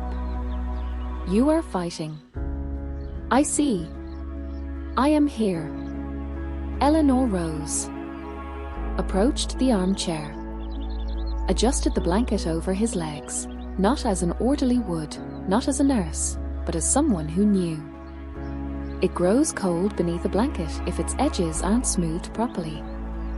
Then she poured water into a glass, inserted a straw, set the glass on the small table beside the armchair, stepped back a pace, sat on the sofa opposite, watched him, not intently, but the way one watches someone not seen in a long time. With interest, with gentle sorrow, with acceptance. At midday, Leo wanted food. Eleanor made him semolina porridge, not as Meyer made it, but the old way. With milk, a pat of butter in the center, sugar sprinkled on top in a mound. Leo ate slowly, stirring the sugar into the white mass with his spoon. Eleanor sat beside him, never hurrying him, never nudging him forward. Occasionally she wiped his mouth with a napkin, not because he was messy, but because all grandmothers on earth do this. With small, imperceptible gestures they show care. After lunch, Eleanor stepped onto the balcony to smoke. Meyer followed. They stood side by side at the railing, mother and daughter separated by 20 years and one unspoken grief. Eleanor lit a cigarette, thin, filtered, as she'd smoked her whole life. Exhaled smoke toward the window, carefully, so it wouldn't drift into the apartment. Meyer watched her profile. Wrinkles at the eyes, grey at the temples, a scar above the brow, from a childhood fall she recounted every summer. Her mother didn't turn, but said softly, without looking at her daughter, "You look tired." Meyer didn't answer, just nodded, barely perceptibly. Eleanor took another drag, crushed the cigarette in an ashtray, old, tin, stamped Sochi 87. Turned to her daughter. "I'll stay a month," she said. "Maybe longer. We'll see." Meyer wanted to object. "You're alone at home. They need you there more." But the words stuck in her throat. Because she understood. Her mother hadn't come for David. Not for Leo. For her. So she could sometimes cry in the bathroom without shame. So she could step onto the balcony and breathe. So she could simply sit and do nothing. 5 minutes, 10, 15. Eleanor returned to the apartment first. Meyer remained on the balcony a while longer, watching the courtyard. Children playing in the sandbox, grandmothers on benches, a cat basking in sunbeams by the entrance. Ordinary life. The kind that continued regardless. And in this there was not cruelty, but comfort. The world hadn't stopped. And that was right. By evening David had nearly stopped speaking altogether. Words came with difficulty, each demanded effort he no longer possessed. But he found another way to remain present. With his gaze.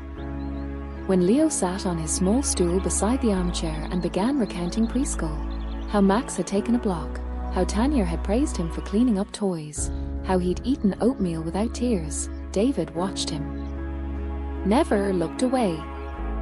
Didn't nod often, conserving strength. But watched the way one watches the most important thing in life. Attentively, without distraction, with complete presence. Eleanor noticed this. Sat in the corner of the living room on the sofa and observed, never interfering, never commenting. She saw how Leo placed his small palm over his father's hand. How David closed his eyes from this simple weight, not from pain, but from something deeper. She saw how the boy leaned toward his father and whispered something into his ear, softly, indistinctly, but with such seriousness it seemed he was passing on a secret never to be repeated aloud. She saw how David smiled, thinly, at the corners of his mouth, but smiled.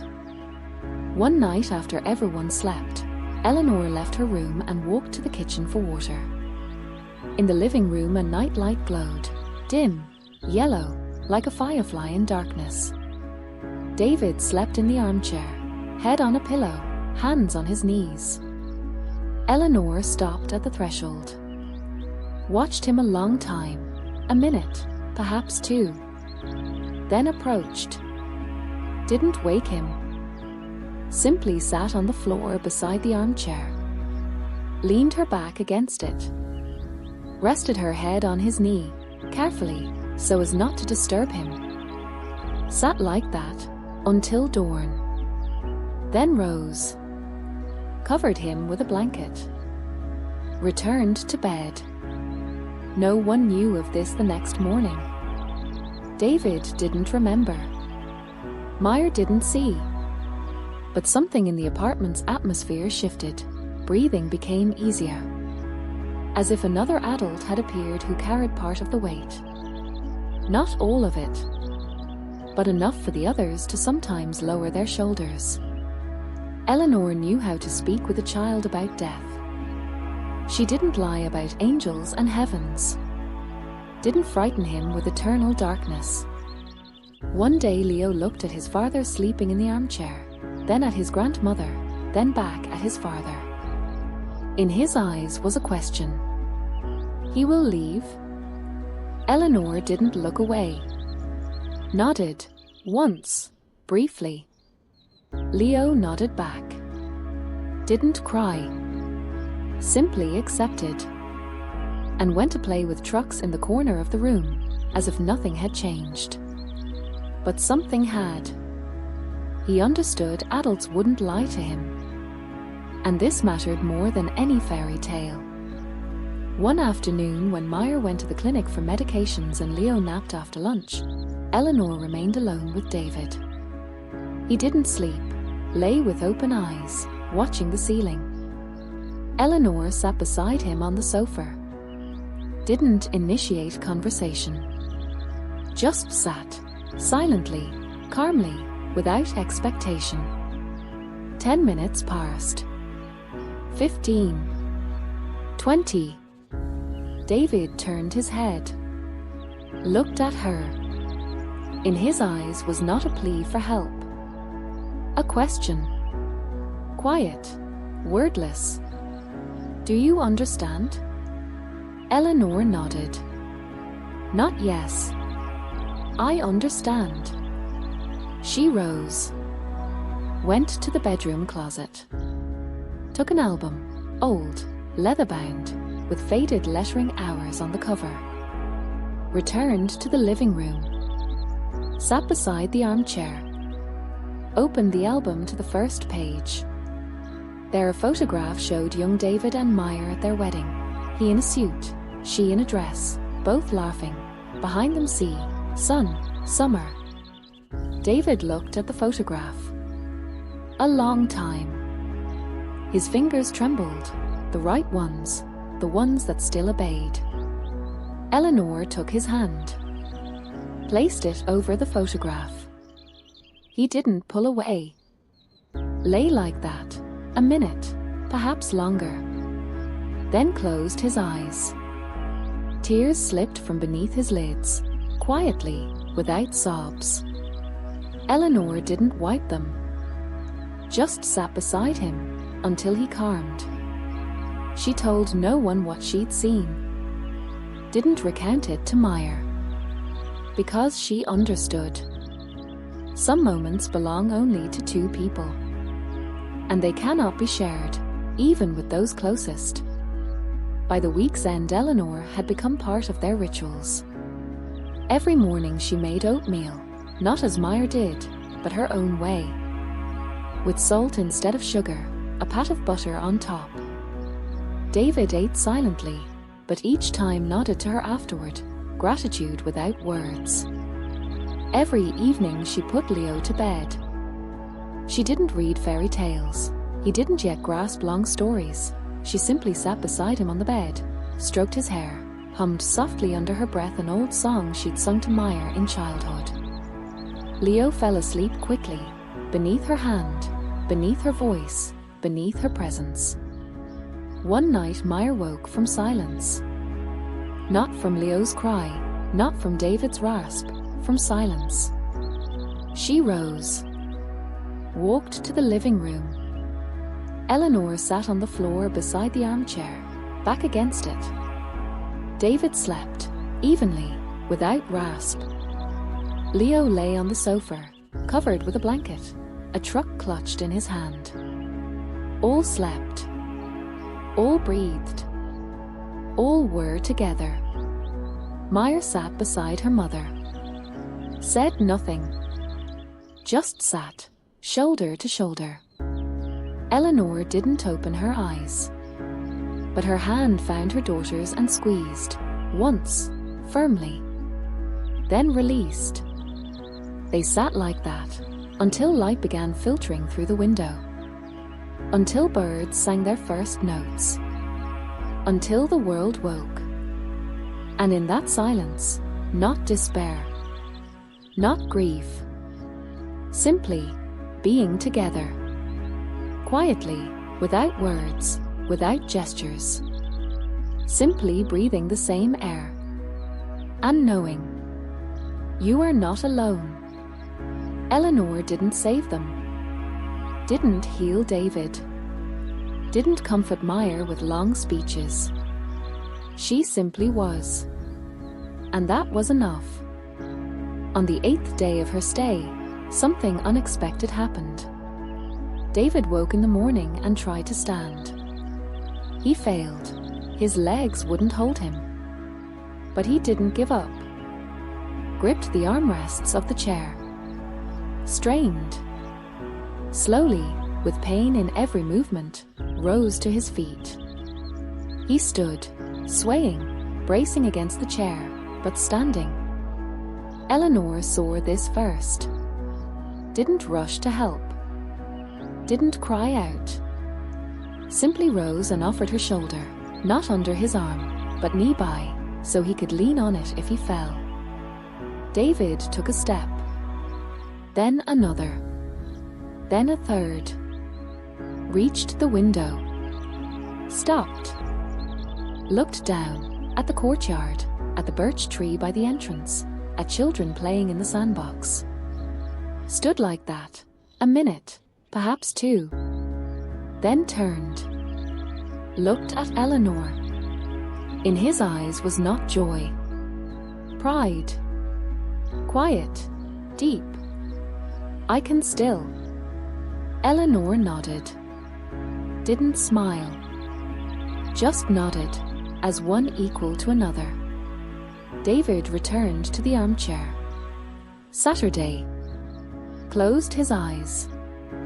Breathed heavily, from effort, from pain, from something else.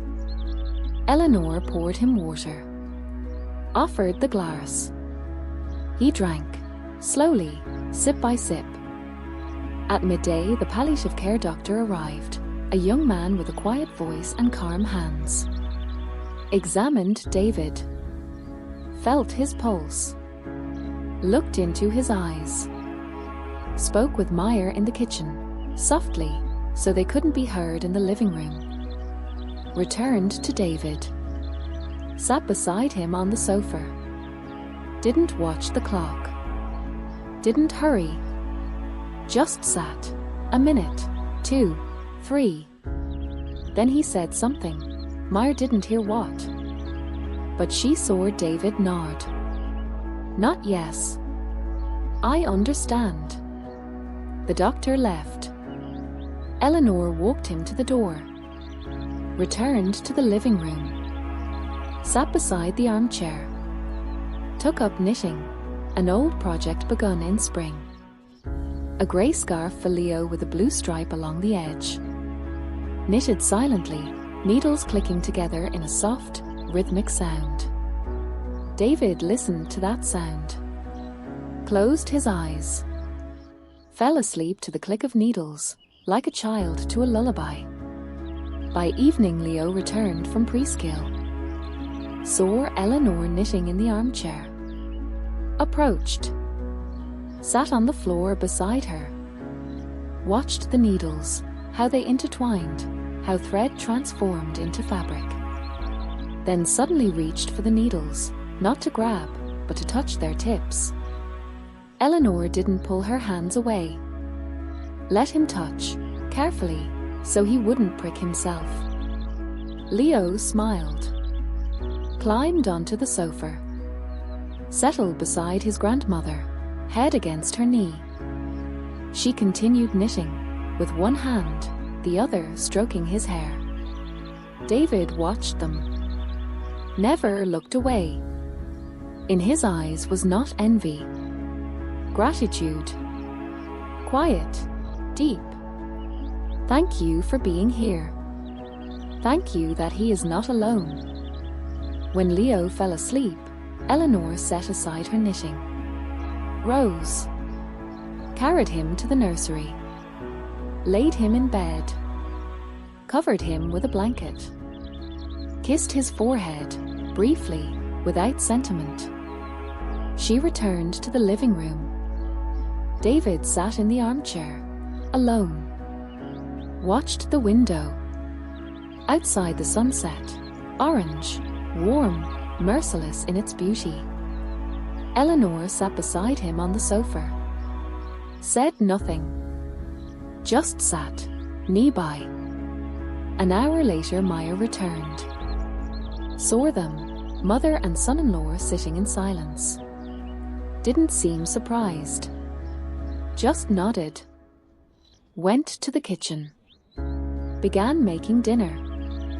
Eleanor rose, approached the armchair, adjusted the blanket over David's legs, poured him water, set the glass on the small table, stepped back.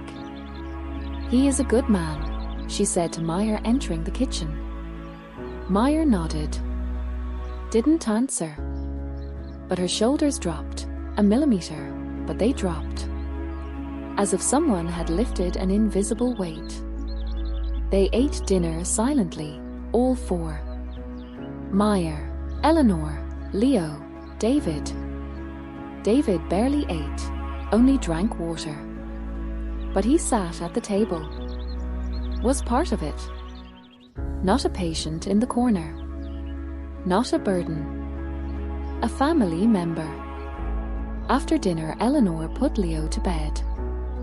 Meyer helped David shift from the armchair to the sofa, more comfortable for the night. Covered him with a blanket, kissed his forehead. Eleanor sat in the kitchen at the table, drank tea, black, without sugar, as she'd drunk her whole life. Meyer joined her. They sat side by side, not opposite, but shoulder to shoulder. drank tea in silence. Outside, darkness fell. Street lamps glowed in the courtyard. Somewhere a dog barked. Somewhere teenagers laughed. Maya rested her head on her mother's shoulder. Didn't cry. Didn't speak. Just lay, a minute, perhaps longer. Eleanor didn't pull away. Placed her hand on her daughter's head. Caressed, slowly, from crown to nape. As she'd caressed her in childhood when she cried from the world's injustice. They sat like that, until the tea grew cold. Until Leo's snores sounded beyond the wall. Until David's breathing deepened, without rasp, without tension. Eleanor rose first. Went to the bedroom. Lay in bed, alone, unfamiliar, but already becoming familiar. Maya remained in the kitchen a while longer. Watched the window. The stars. Shadows of trees. The world that continued to exist, without them, beside them, through them. Then she rose. Walked to the living room. Sat on the floor beside the sofa, where David slept. Leaned her back against it. Rested her head on his knee, carefully, so as not to wake him. Closed her eyes. And for the first time in months, she didn't think about how much time remained. She thought about what they'd managed. The armchair by the door, the drawing with circles, her son on his father's lap, her mother who'd arrived and simply sat nearby. It wasn't much, but it was everything. Outside the window the moon rose. Somewhere a dog barked. Somewhere teenagers laughed. The world lived, without them, beside them, through them. And in that silence, not grief, not despair, love. Quiet, stubborn, real. The kind that needs no words. Because it speaks itself, with every glance, every touch, every minute spent together. David woke that morning not to the alarm's buzz nor to Leo's rustling in the next room. He woke to a sensation, strange, almost forgotten. His legs obeyed. Not as before, not with the ease of climbing stairs breathlessly, but enough to stand. Enough to take a step. Enough to rise. He lay on the sofa with open eyes, listening to his body. The dull throb in his temple remained, that nail driven deep months ago and never pulled. His left arm lay inert beside him, a dead weight he'd carried for weeks. But his legs held a different quality. Not lifeless. Alive. The kind of weight that permits standing. Slowly he sat on the sofa's edge. Lowered his feet to the cool linoleum. His toes touched floorboards. A familiar shock traveled up his spine. He hadn't stood unaided in 3 weeks. The last attempt ended with a fall, a bruised knee, 20 minutes lying on the floor until Maya returned from the store. Since then he'd remained seated, in the armchair by the door, waiting for his son from preschool, listening to stories, nodding, smiling, stroking hair with his one working hand. Today he tried again. Bracing palms on the sofa edge, right firm, left weak, he pushed upward. Knees trembled. Back burned with strain. But he stood. Not steady. Not strong.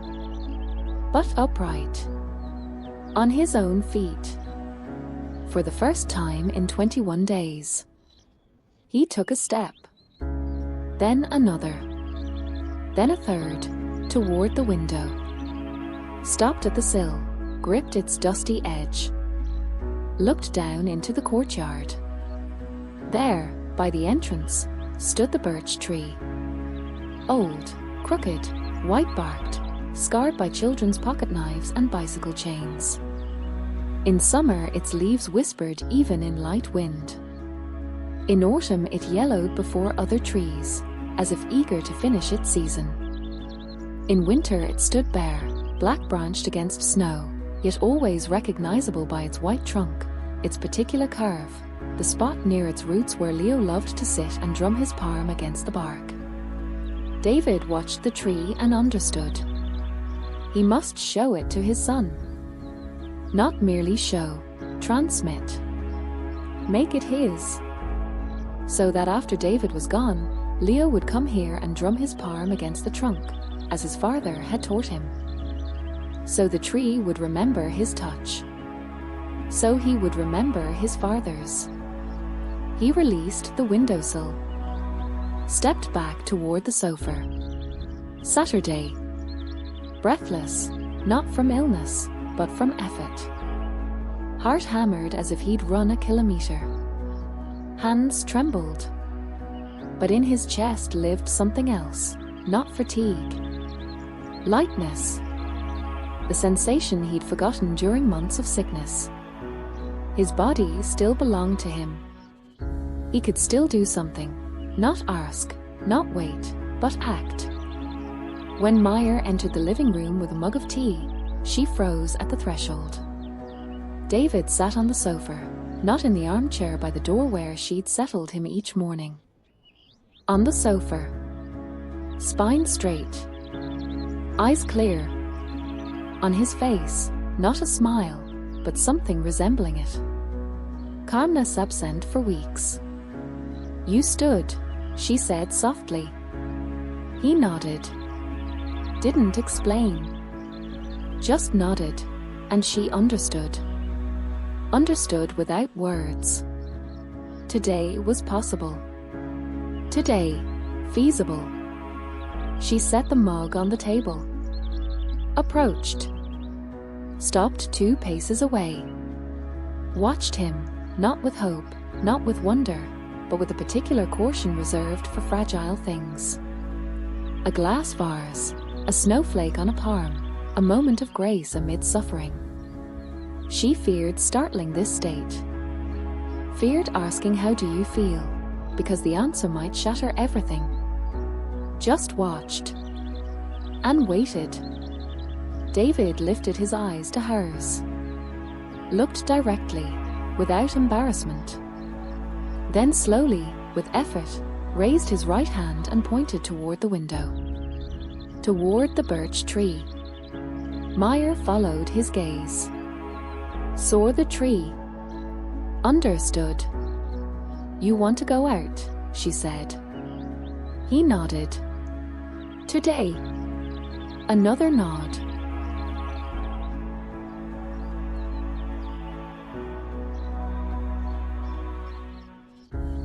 She didn't argue. Didn't say you can't. It's dangerous. Wait for an easier day. She knew. Easier days wouldn't come. This was a window. Brief, random, unpredictable. And it must be used. Because tomorrow might not arrive. Or might arrive without this sensation in the legs. She nodded. Briefly. Decisively. Turned and walked to the bedroom. Returned a minute later with his clothes. Jeans that hung loose now as on a hanger, a dark blue sweater with a hole at the elbow. He'd never mended worn sneakers with untied laces. She sat beside him on the sofa. Silently helped him remove his pajamas. Silently pulled on jeans. First one leg, then the other, tugged to his hips, buttoned.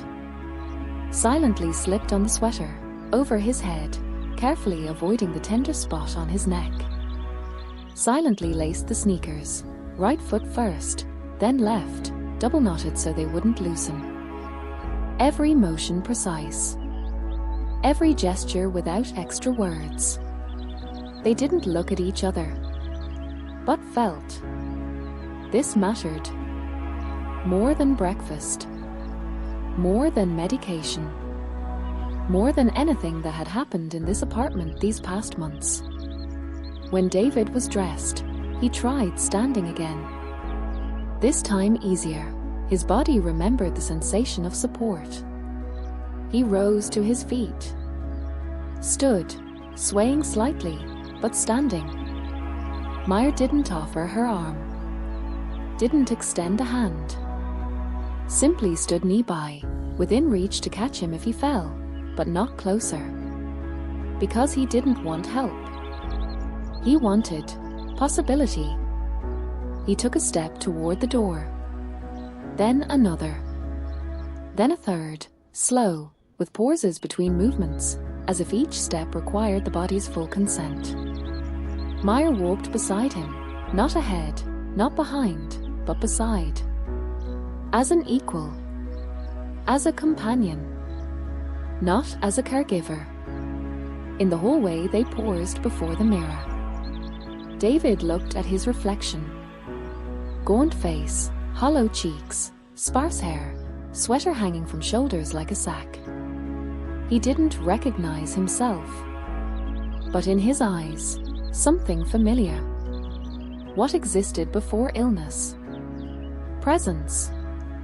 The sensation of being here, not as a patient, not as a burden, but as a man. A father. He nodded to his reflection. Not yes. I'm ready. Meyer opened the door. Fresh air rushed in, cool, carrying the scent of wet asphalt and something sweet, perhaps lindens blooming in a neighboring yard. David stepped across the threshold. Then another step, onto the landing. The staircase downwards seemed a mountain. 20 steps, no more. But for him it was Everest. He stopped at the top step. Looked down. Meyer stood silently at his side, not under his arm, but nearby, so he could brace his left hand against the wall, his right against the railing. First step. Second. Third. Each demanded effort. Knees trembled, back burned, pain pulsed in his temple. But he descended.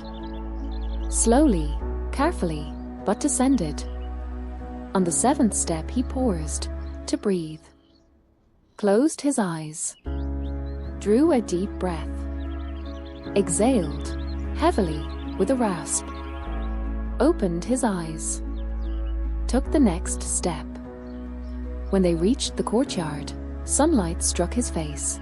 Warm, July, merciless in its beauty. David squinted. Then opened his eyes and looked around. Asphalt cracked with weeds growing through the playground with its rusted swings, the bench by the entrance where grandmothers sat gossiping, and the birch. White, crooked, branches outstretched like arms ready to embrace. He walked toward it. Not directly, circling, bracing first against the entrance wall, then a lamppost. Meyer walked beside him, silently, without questions, without prompts.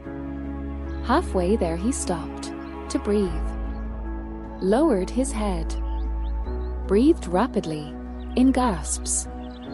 Meyer didn't hurry him. Stood nearby, half a meter away, as they'd silently agreed. I am here, but you walk alone. When he reached the tree, he stopped 2 paces from the trunk. Looked at the bark, white, peeling, warm from sun, alive. Reached with his right hand. Touched the bark with his palm. Rough, warm, living. Ran his palm downward, slowly, as one strokes an animal. Felt beneath his fingers the irregularities, the roughness, the familiar bumps near the base, where Leo always tripped when running circles around the tree. Then he turned. Looked at Meyer. Nodded toward the entrance. She understood. Went inside. Returned 3 minutes later carrying Leo. The boy had just woken, eyes still sleepy, hair tousled, dinosaur pajamas over his trousers. Leo saw his father by the tree and stilled. Didn't run shouting daddy. Didn't cry out. Just watched, long, attentively, as if recognizing him anew. Then he slid from his grandmother's arms, approached slowly, cautiously, as one approaches something fragile. Stopped beside his father, looked at the birch, then at his father. David lowered himself to one knee, slowly, with pain in every motion, but he knelt, took his son by the shoulders, looked into his eyes, directly, without distraction, then pointed to the tree, to the trunk, to that particular spot near the roots where the bark grew especially rough, where Leo always drummed his palm. The boy understood, stepped to the tree, raised his hand, drummed his palm against the trunk, once, twice, 3 times. The sound was dull, wooden, familiar. He turned to his father, smiled, broadly, childlike, without shadow of sorrow. David didn't smile back.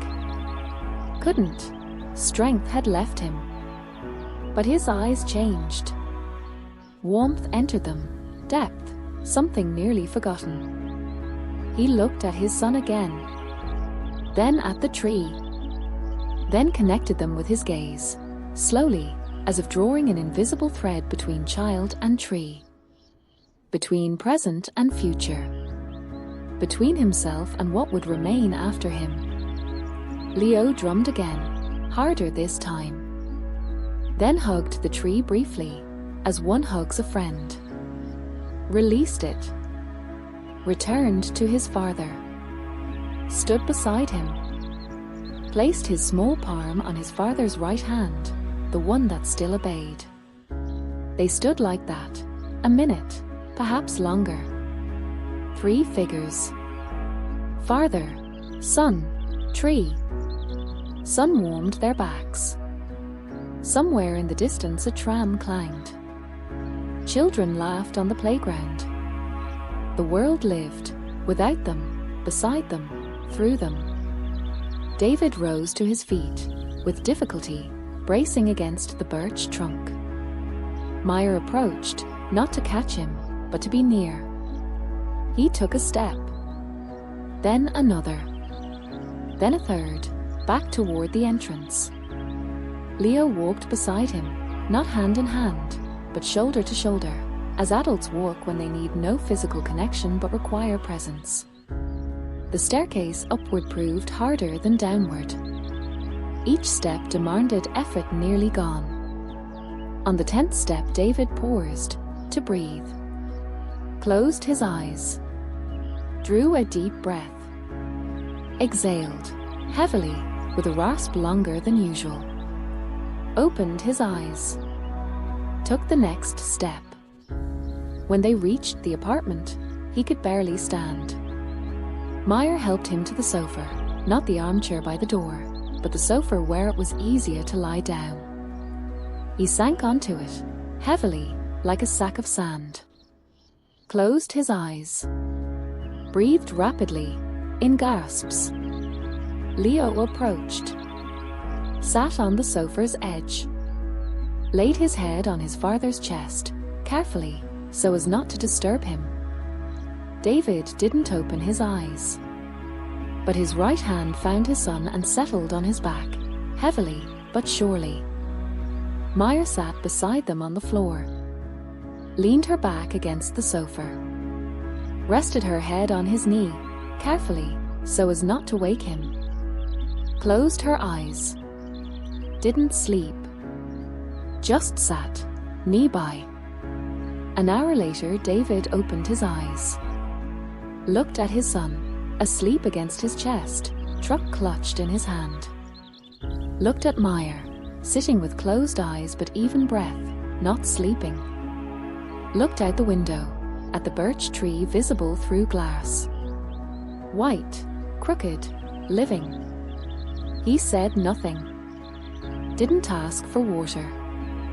Didn't ask for medication. Just lay, with his son on his chest, his wife at his feet, the tree beyond the window. And for the first time in months felt He had done what he must. Not healed. Not defeated illness. But transmitted. Given his son the tree. The gesture. The memory. What would remain after him? By evening his strength returned, not fully, but enough to sit in the armchair by the door when Leo returned from preschool. The boy entered the apartment and immediately approached the armchair, not shouting, not running, but cautiously, as if afraid of startling something fragile. Sat on his small stool beside the chair. Looked at his father. Then at his palms. Then back at his father. And drummed his palm against his father's knee, once, twice, 3 times. That same rhythm. That same gesture. That same sound. David closed his eyes. Tears slipped from beneath his lids, quietly, without sobs. He didn't wipe them. Just lay, with his son nearby, his wife behind him, the tree beyond the window. He knew. This was the last work. He would never rise again. Never leave the entrance. Never touch the birch bark again. But this didn't matter. What mattered was that Leo remembered the tree. Remembered the gesture. Remembered his father, not the sick man in the armchair, but the one who stood by the tree and showed him. Look, this is yours. This remains. When Leo slept, Meyer helped David shift from the armchair to the sofa. Covered him with a blanket. Kissed his forehead. Sat beside him on the floor. Leaned her back against the sofa. Rested her head on his knee. "You were good today," she whispered. He didn't answer. But his hand found her hair and stroked once, from crown to nape. Quietly. Tenderly. Like full well. Outside the window the sun set.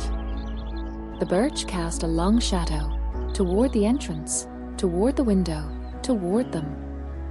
David watched that shadow. Watched until it dissolved in evening darkness. Then closed his eyes. Slept, to the rhythm of his son's heartbeat, his wife's breathing, the rustle of birch leaves beyond the window.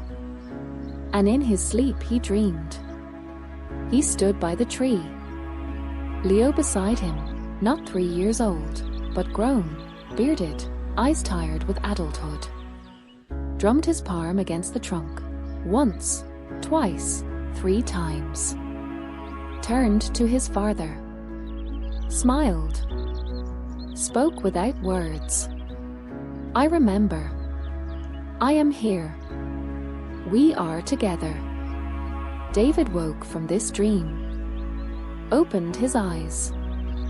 Looked at his son, sleeping on the sofa nearby. At his wife, sitting at his feet. At the tree beyond the window, dark, leafless in night, but living. And understood. He had managed. Not everything, but the essential. He had transmitted what cannot be carried away. Memory. Gesture.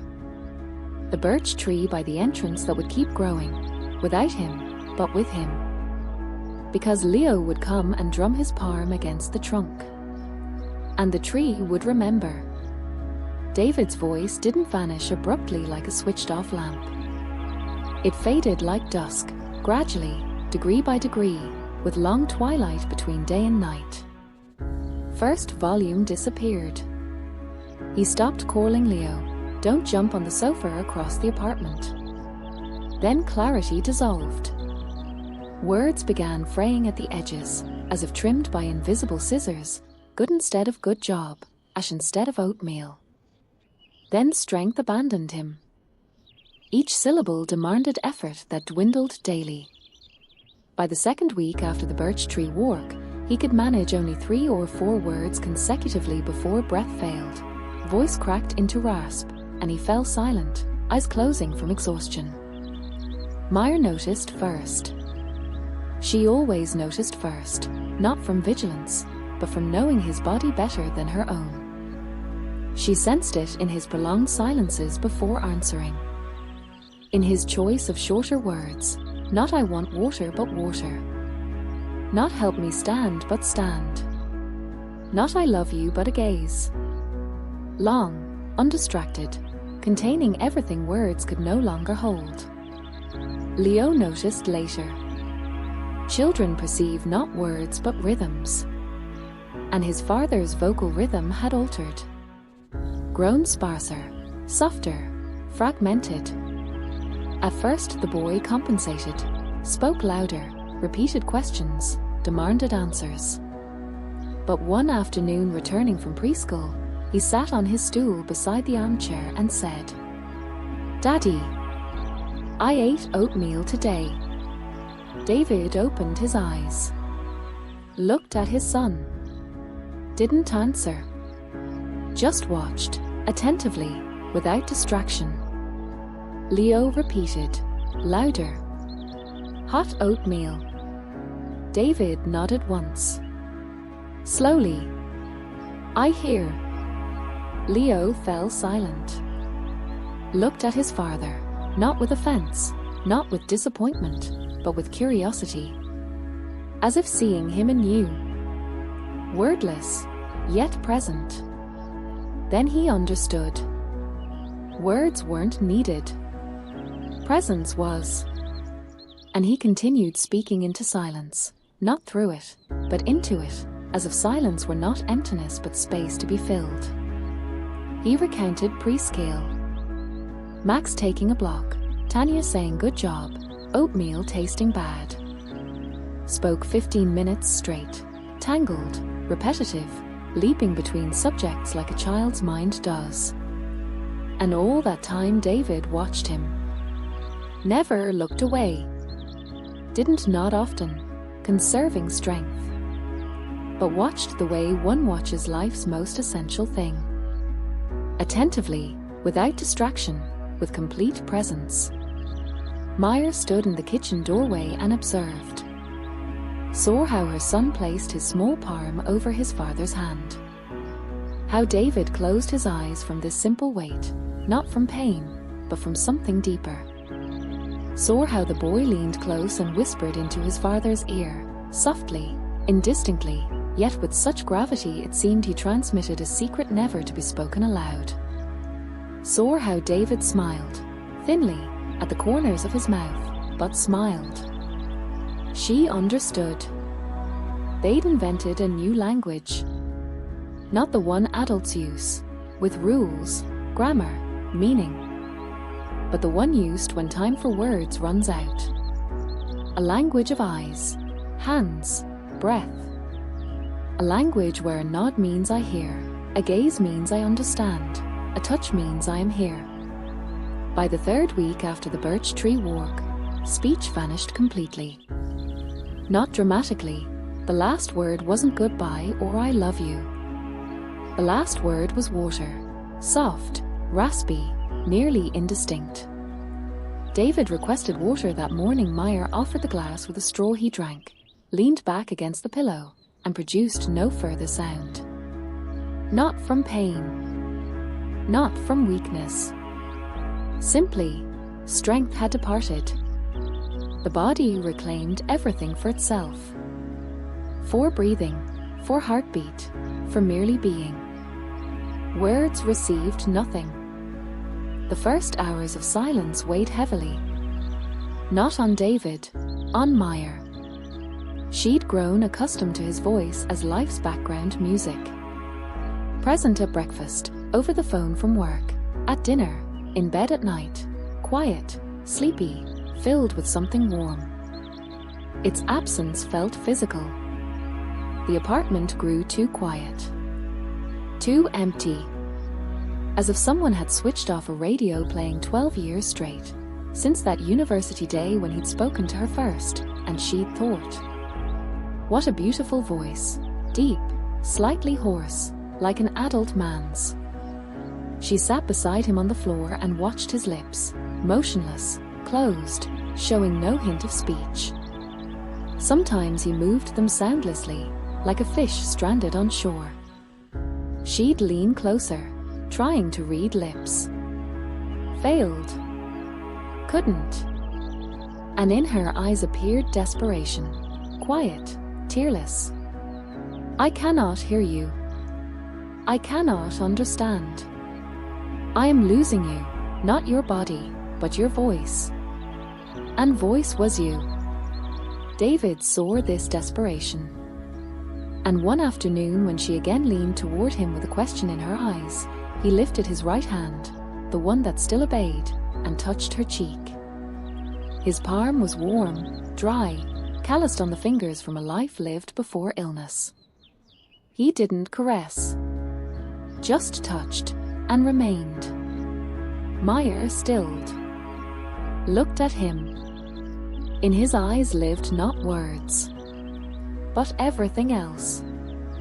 Love, gratitude, forgiveness, presence. He looked at her as he had on their first night after the wedding, without masks, without pretense, simply seeing. She closed her eyes, pressed her cheek into his palm, sat like that, a minute, perhaps longer, then opened her eyes, nodded once. I understand. From then on she stopped waiting for words, stopped leaning toward his lips with questions in her eyes, simply sat nearby and watched his eyes, his hands, his breathing, deep or shallow, even or broken, and understood. He spoke, just not with words. Leo mastered this sooner than his mother. Children learn faster, not from intelligence, but because they aren't bound to words as adults are. For a 36-month-old, words are merely one communication channel among many. There are also gestures, gazes, touches, scents, sounds. And when one channel closes, they effortlessly switch to another.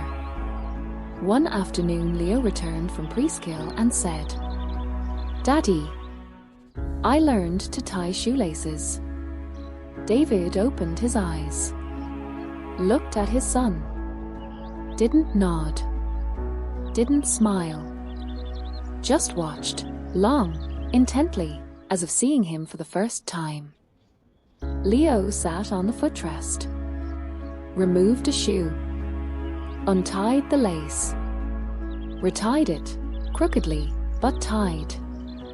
Then the second shoe, lifted his eyes to his father. See. David lifted his right hand, slowly, with effort, placed his palm on his son's head, held it there, a minute, perhaps longer. Leo didn't move, sat quietly, as if understanding. This mattered. More than words, more than praise. This was acknowledgement. Quiet, unadorned. I see. I am proud. I am here. Then David lowered his hand, raised his thumb. Leo smiled, broadly, as before. Not from receiving approval, but from being heard, without words. From then on, their conversations grew shorter in time but deeper in meaning. Leo returned from preschool, sat on his stool, began speaking. David listened, with eyes, nods, touches. Sometimes the boy fell silent mid-sentence and asked soundlessly, lips moving without sound, "Are you listening?" David would nod, slowly, 3 times. Yes. Everything. Always. And Leo would continue, not louder, not more emotionally, but softer, as if sharing what cannot be spoken aloud. Not daily news, but what happens within. Fear of darkness. Max refusing to share a truck. Himself sharing cookies with a crying girl. missing his father in the sandbox, thinking of his father while eating oatmeal. David listened, never interrupted, never looked away, just listened. And in his eyes Leo read what words couldn't give. Acceptance. Unconditional. Deep. Adult. You may be weak. You may be afraid. You may make mistakes. But I am still here. And I am still listening. One evening after Leo slept and Eleanor knitted in the kitchen, Maya remained alone with David. Sat beside him on the floor, as always. Leaned her back against the armchair. Rested her head on his knee. Closed her eyes. 10 minutes passed. 15. 20. She didn't sleep, just lay, feeling his breath above her, warmth of his legs through fabric, scent of his skin, faint now, nearly gone, but still recognizable. Then she opened her eyes. Looked at him. I learned, she whispered. He didn't answer. But his eyes changed. Warmth entered them. A question. What? To hear you without words, she said softly. Before I waited for phrases. Now I hear your breathing. Before I waited for I love you. Now I see it in your eyes when you watch Leo. Before I waited for advice. Now I understand you by how you hold my hand. She fell silent. Looked at her palms, cracked from washing, hangnails at the nails, a bruise on the wrist from striking the sink's edge. I thought words were everything, she continued. That without them we'd lose each other. But it turned out words were noise. And silence, truth. David didn't answer. But his right hand found her hair and stroked once, from crown to nape. Quietly, tenderly. As reply, she closed her eyes. Fell asleep like that, head on his knees, his hand resting on her hair. Woke before dawn to cold. His hand had grown heavier, his breathing deeper. She rose carefully, covered him with a blanket, kissed his forehead, went to sleep in the bedroom, alone, cold, yet feeling he remained nearby. Not in body, in presence. The next morning Leo woke earliest. Emerged from the nursery, barefoot, in pajamas, hair tousled. Stopped at the living room threshold. Looked at his father in the armchair. At his mother sleeping on the sofa. At the armchair, old, grandma's, with worn upholstery. Approached the armchair. Stood on tiptoe. Leaned toward his father's ear. Whispered, softly, off-key, but earnestly. Sleep, my joy, close your eyes sweetly, so sweetly you sleep. David didn't stir. But the corner of his mouth twitched upward. A smile in sleep. Leo slid from tiptoe. Sat on the floor beside the armchair. Rested his head on his father's knees, carefully, so as not to disturb him. Closed his eyes.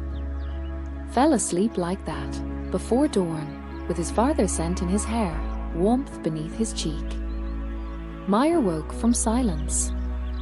Not from Leo's cry, not from David's rasp, from silence. Rose. Walked to the living room. Saw them.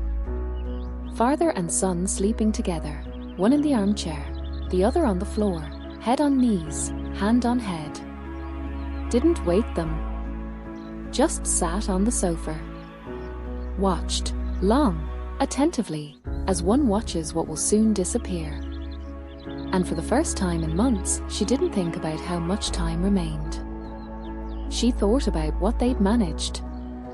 The armchair by the door, the drawing with circles, the walk to the birch tree, conversations without words, her son sleeping on his father's knees. It wasn't much, but it was everything. By midday, David woke, opened his eyes slowly, as if lifting weighted lids, looked around, saw Leo sleeping at his feet. Didn't move, feared waking him. Just watched his son. Eyelashes, the faint fuzz above his lip, the scab on his knee from yesterday's sandbox fall. Watched a long time, a minute, perhaps more. Then his right hand descended and settled on the boy's crown. Didn't caress. Just settled, heavily, but gently. Like a seal. Like a promise. Like farewell. Leo stirred in sleep. Didn't wake. Just pressed his cheek tighter against his father's leg, as if afraid of being carried away. Outside the window the sun set. The birch tree cast a long shadow, toward the window, toward the armchair, toward them. David watched that shadow. Watched until it dissolved in evening darkness. Then closed his eyes. Didn't sleep. Just lay, with those he loved nearby. And knew. Words had departed. But love hadn't. It had merely changed language. Grown quieter. Deeper. Trar. The silence between them was no longer emptiness. It was filled with every gaze, every touch, every synchronized breath. And in that silence lived not grief, not despair. Love. Quiet, stubborn, real. The kind needing no words. Because it speaks itself, with every sigh, every tear, every minute spent together. Silence in the apartment changed. Not by growing louder or heavier, simply by altering, like air before rain. The same air, yet different. David stopped opening his eyes in mornings. Not because he slept longer. He slept as little as before, 3 or 4 hours nightly, waking often from pain or breathlessness. But now when Meyer entered the living room at 7 with a mug of warm water, he lay with closed eyelids, unmoving, unflinching at light, unresponsive to courtyard sounds. He breathed. Yes. His chest rose and fell beneath the blanket evenly, without rasp, almost peacefully. But his eyes remained closed, as if nothing behind them wished to look upon this world any longer. Meyer grew frightened at first. Leaned closer, pressed her palm to his cheek, warm, dry, familiar. Whispered his name softly so as not to wake Leo in the nursery. Sometimes he flinched, barely perceptibly, like sleepers do at unexpected touch. But never opened his eyes. Never turned his head. Just lay, bodily present among them, yet somewhere distant, behind closed eyelids. Eleanor told her mornings when they made tea in the kitchen. He is resting. Do not wake him.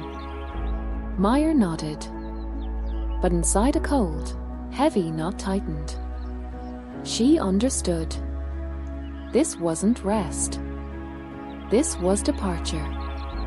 Slow, millimeter by millimeter each day, like seawater receding after a storm. First words vanished. Then gaze. Then presence. Leaving only body. Warm still for a few hours. Then cold. Leo accepted this differently. For him, his father's closed eyes didn't signify absence. Each morning after breakfast, before preschool, he approached the armchair and sat on his small stool. Placed hands on his knees, watched his father's face.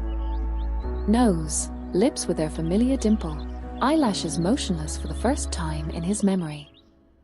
Sometimes he extended a hand and touched his father's cheek, cautiously, fingertips only, as if afraid of breaking something fragile. Then he began speaking, not louder than before, but slower, as if words needed to penetrate closed eyelids, skin, bone, to reach the one listening within.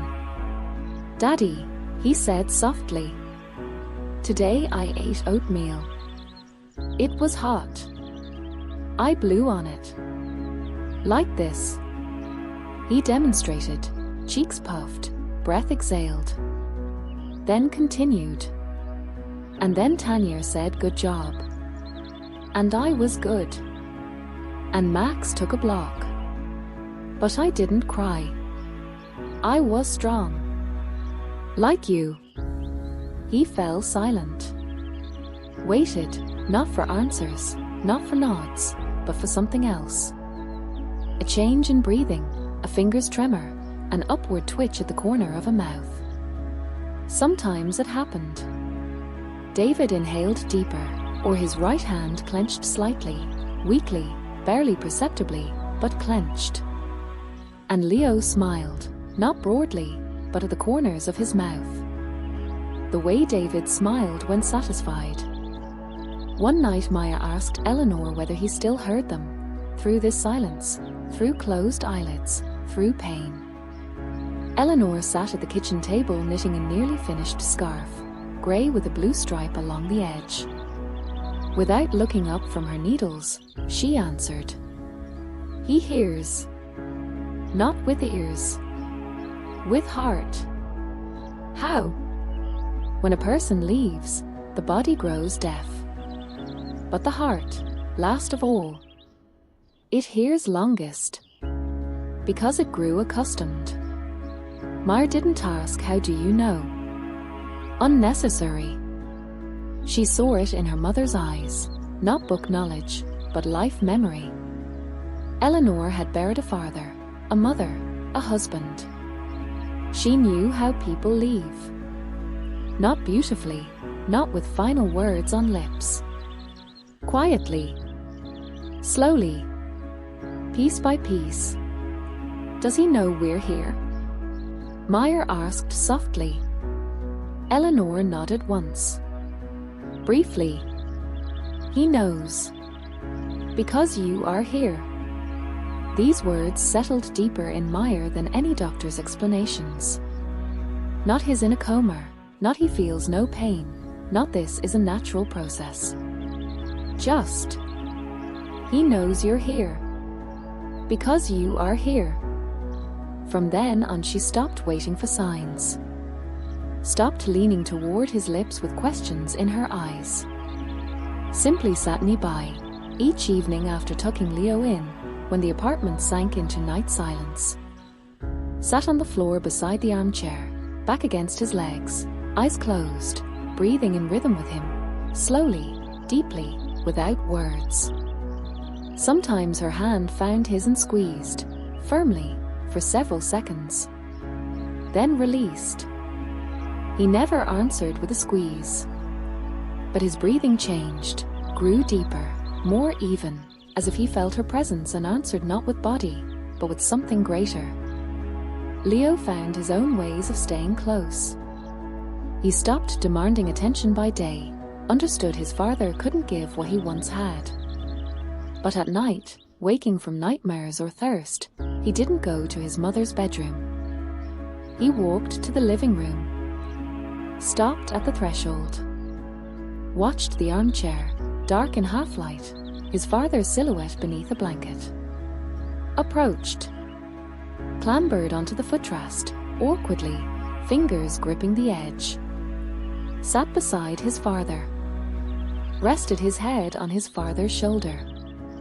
Fell asleep again, to the sound of his father's breathing, to his body's warmth, to the sensation of being protected.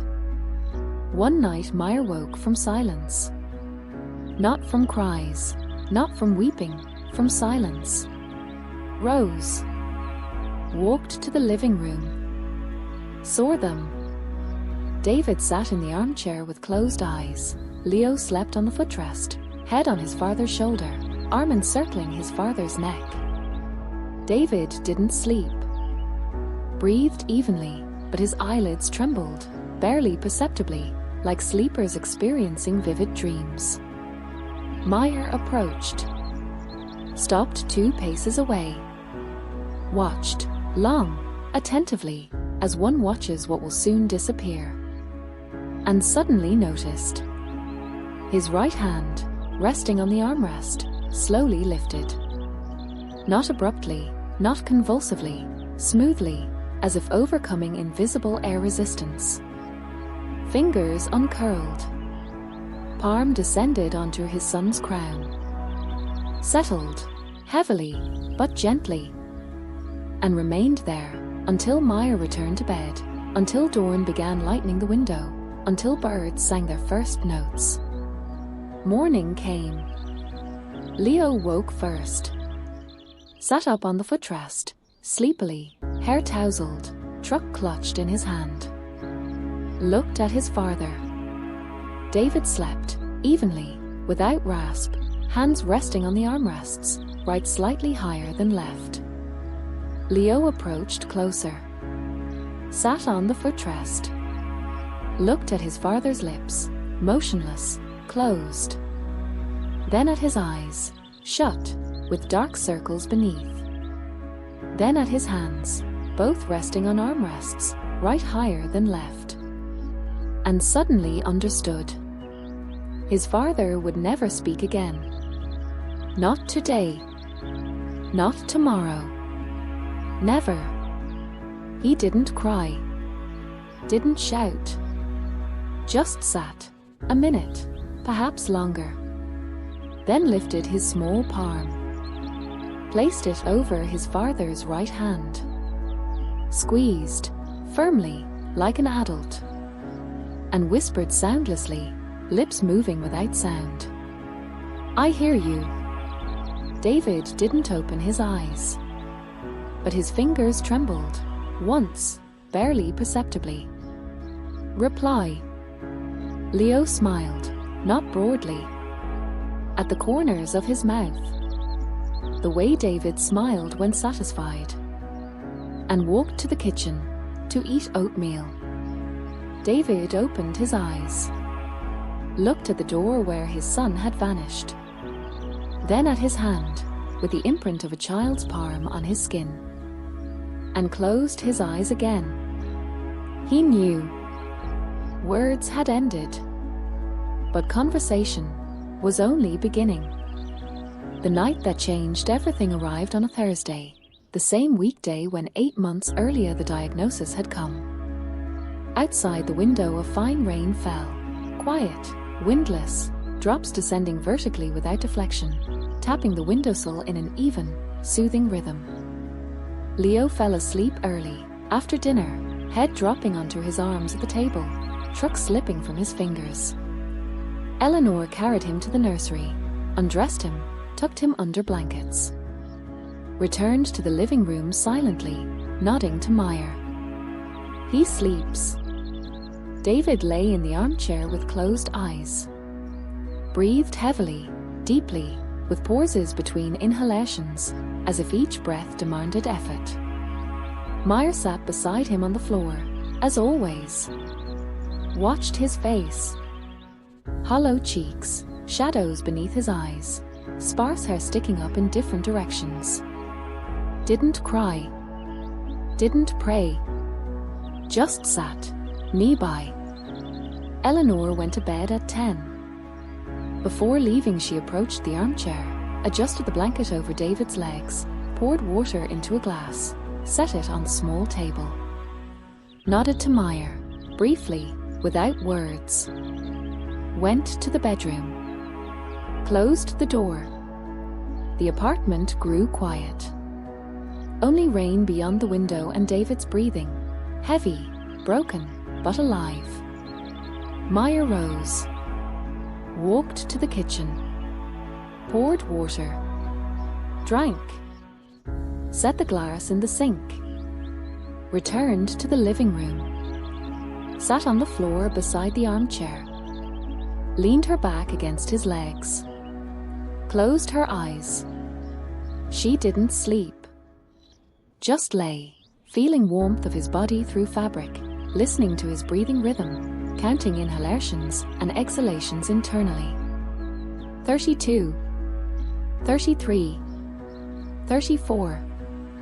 On the 41st inhalation, his breathing changed, grew deeper, slower, as if gathering strength for something important. Meyer opened her eyes, looked at him. His eyelids trembled, barely perceptibly, but trembled. Then again. Then opened. Not fully. A narrow slit, but opened. And in them, not emptiness, not pain, not fear. Clarity. The same clarity she'd seen in his eyes 12 years earlier when he first spoke to her at university. Pure, unadulterated, real. He looked at her, recognized, smiled, not with lips, they no longer obeyed. With eyes. Warmth entered them, depth, something nearly forgotten. Meyer didn't cry out, didn't weep, just sat, frozen like a forest creature afraid of startling a moment. He glanced toward the nursery door. A question. Is he sleeping? Meyer nodded once. Yes. He closed his eyes, opened again, glanced toward the door. A request. Quiet, wordless. Bring him. Meyer rose, walked to the nursery. Leo slept, evenly, without snoring, truck clutched in his hand. She leaned down, lifted him carefully so as not to wake him. He stirred, barely perceptibly, cheek pressing into her shoulder, but didn't wake. She returned to the living room, approached the armchair. David's eyes remained open, watching the door, waiting. Meyer knelt beside the armchair, laid Leo on the footrest, carefully, like laying something fragile. The boy woke. Not immediately. First his fingers stirred. Then he opened his eyes, sleepily, without fear. Looked around, saw his father, and stilled. Didn't cry daddy. Didn't rush to embrace. Just watched, long, attentively, as if recognizing him anew. Then slowly, like an adult, raised his hand. Touched his father's cheek, fingertips only, cautiously. David didn't pull away. Didn't close his eyes. Just watched his son, directly, without distraction, with complete presence. In his eyes lived not words, but everything else. Love, gratitude, forgiveness, presence. He watched Leo the way one watches life's most essential thing, without masks, without pretense, simply seeing. Leo smiled, not broadly, at the corners of his mouth, the way David smiled when satisfied. Daddy, he whispered softly. David nodded, barely perceptibly. Once. I am here. Leo shifted closer, rested his head on his father's chest, carefully, so as not to disturb him. David closed his eyes. His right hand, resting on the armrest, slowly lifted. Fingers uncurled. Palm descended onto his son's crown. Settled, heavily, but gently, and remained there. Meyer sat nearby on the floor. Watched them, father and son connected by one palm, one breath, one moment. Didn't weep. Didn't pray. Just watched, memorizing. How David's fingers rested on Leo's hair, how his chest rose and fell beneath his son's body, how his eyelids trembled from the effort of keeping eyes open. They sat like that, 20 minutes, perhaps longer, Leo didn't sleep. Watched the window, rain, tree shadows, moonlight reflections in puddles below. Sometimes his fingers stirred, as if checking. Is this real? Is this not a dream? David didn't move. Only breathed, heavily, with pauses, but evenly. And kept his son beneath his palm, firmly, as if afraid to let go. Then Leo whispered softly, "I was good today." David nodded, 3 times. Slowly, as if saying, "I see. I am proud. I love." Leo smiled, pressed his cheek tighter against his father's chest, closer, firmer. Closed his eyes. Fell asleep like that, to the rain beyond the window, to his father's breathing, to the palm on his crown. David didn't remove his hand. Kept it on his son's head, until breathing grew difficult. Until eyelids began closing of their own accord. Until consciousness drifted, like shorelines receding from a departing train's window. He looked at Meyer. One last time. In his eyes lived not fear. Gratitude. Quiet. Deep. Thank you for being here. Thank you that he is nearby. Thank you for everything. Meyer nodded. Not yes. I know. David closed his eyes. His hand on Leo's head relaxed, slowly, like a theater curtain descending. Fingers uncurled. Palm settled on his son's hair, no longer with effort, just lying there like a leaf on earth. He didn't die that night. Simply departed deeper, behind closed eyelids, beyond the boundary from which there is no return. He breathed 2 more days. His heart beat another 48 hours after breathing ceased. But that night he left, not bodily, but the one who lived within the body. Father, husband, man. Meyer sat nearby until dawn. Didn't rise. Didn't call Eleanor. Just sat, with her son on her husband's knees, her hand on her son's shoulder, rain beyond the window. Watched their faces. His, peaceful, without pain, his son's, childish, without fear. And thought, this was a gift. Not for him. For us. So we would know. He was here until the end. Not bodily, in presence. When dawn lightened the window, she rose. Carefully, so as not to wake Leo, she lifted him from the footrest and carried him to the sofa. Covered him with a blanket. Kissed his forehead. Returned to the armchair.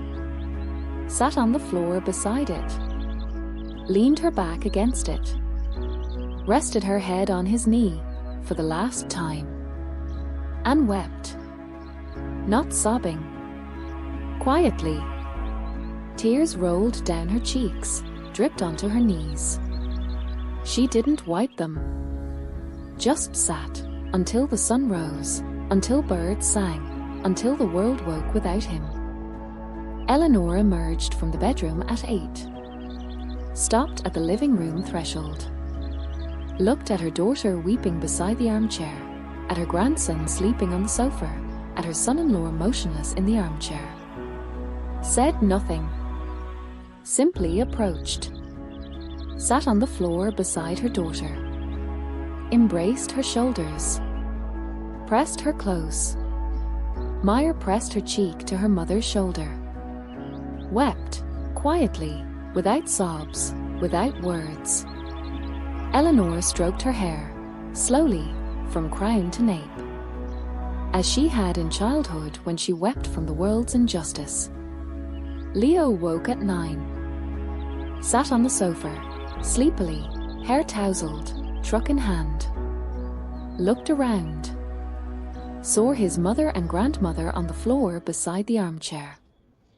approached, looked at his father, his face, his closed eyes, his motionless body. Didn't ask why isn't he waking. Didn't weep. Simply approached closer. Sat on the footrest. Placed his small palm on his father's right hand, the one that yesterday had rested on his head, and whispered softly, "I was good." Meyer lifted her head, looked at her son. In his eyes lived not tears, certainty, quiet, deep. "I was a good son. I was nearby. I remembered." She nodded once. Yes.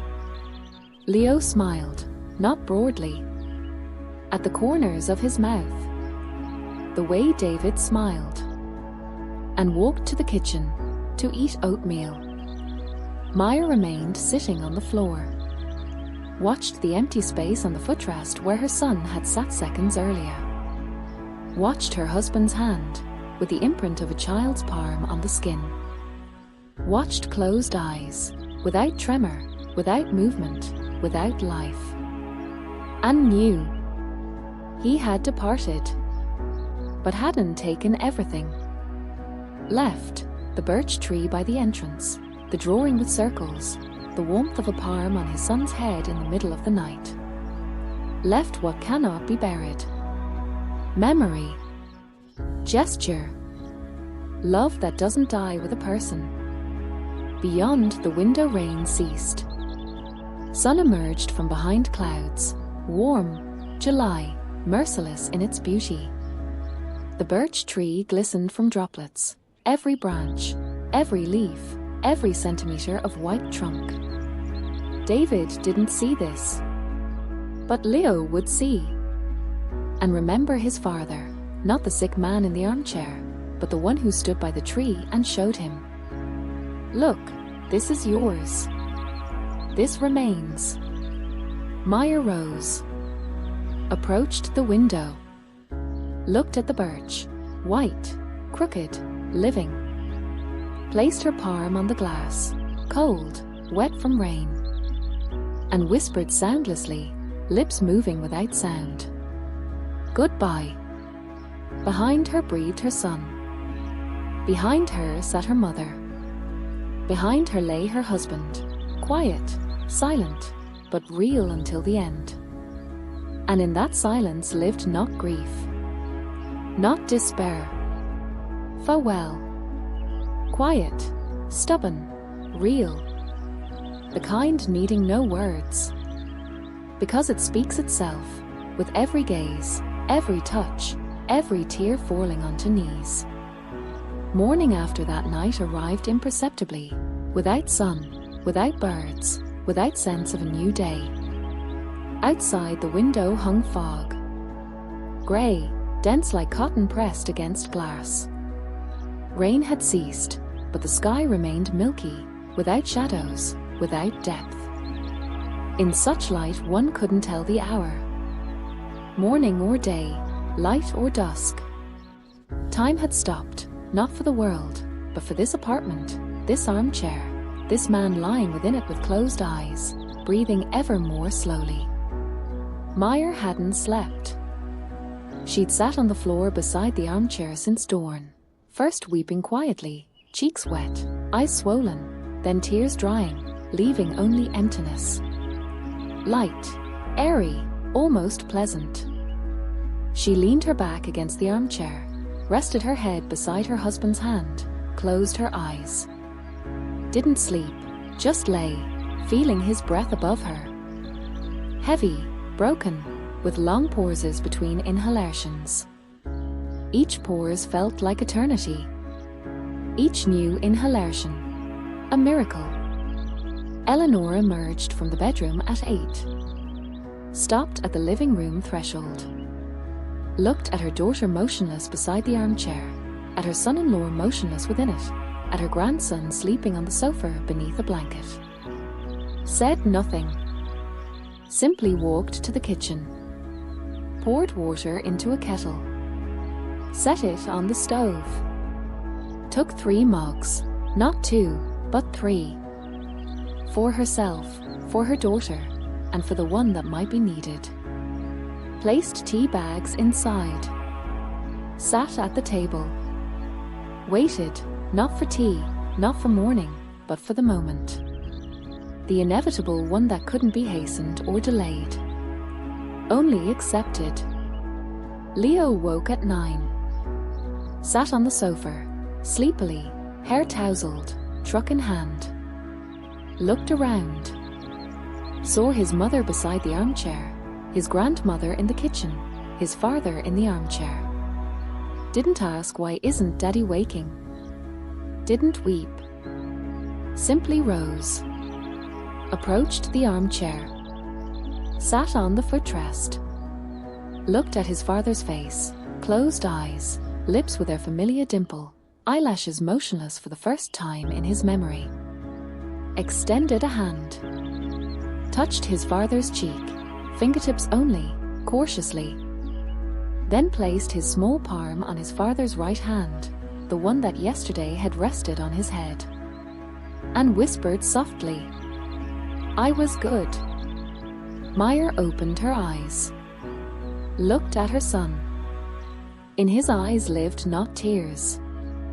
Certainty. Quiet. Deep. I was a good son. I was nearby. I remembered. She nodded once. Yes. Leo smiled, not broadly. At the corners of his mouth. The way David smiled when satisfied. Then he slid from the footrest. Walked to the kitchen. Sat beside his grandmother. Ate oatmeal silently, the same oatmeal with sugar piled high that Eleanor made each morning. Ate slowly, stirring the spoon, watching the window through fog. Didn't ask where will Daddy go. Didn't ask when will he return. Just ate, as he had each day of his 3 years. Meyer rose. Approached the armchair. Looked at David, his face, his hands, his chest rising and falling beneath the blanket. His breathing had changed overnight. Grown slower, deeper, with pauses stretching 5 seconds, 10, 15. Each inhalation demanded effort, visible in throat tension, in faint eyelid tremors. Each exhalation, release. The body relaxing momentarily, as if relinquishing something heavy. She sat beside him on the floor, leaned her back against the armchair, rested her head on his knee for the last time, closed her eyes, didn't pray, didn't plead, just sat, knee-by. Eleanor approached an hour later, sat on the sofa beside the armchair, didn't initiate conversation, just sat, silently, calmly, without expectation. 10 minutes passed. 15. 20. David breathed, slowly, with pauses, but breathed. His right hand rested on the armrest, motionless, but warm.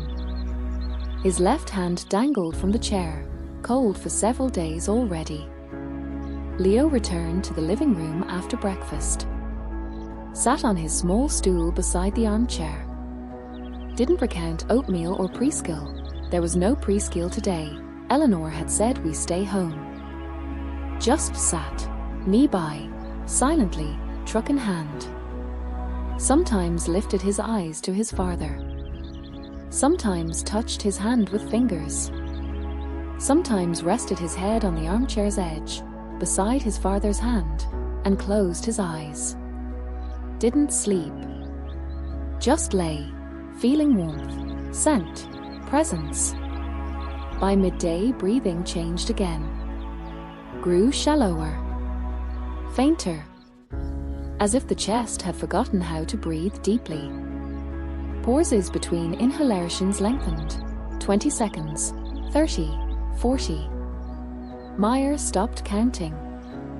Just listened to every movement of air in his throat, every rustle in his chest, every inhalation that might be the last. She didn't fear this moment. She'd feared it for months, each night waking with the thought, what if today? But now, with it so close, fear had departed. Only remained to be nearby. Not to save. Not to hold back. Simply to be. As he had been nearby all these months, without words, without gestures, simply with presence. Eleanor rose at 1 o'clock. Walked to the kitchen. Returned with 3 glasses of water. Set one beside the armchair, for David, though he no longer drank. Gave the second to Meyer. The third to Leo. The boy took the glass with both hands, carefully, so as not to spill. Drank slowly, sip by sip.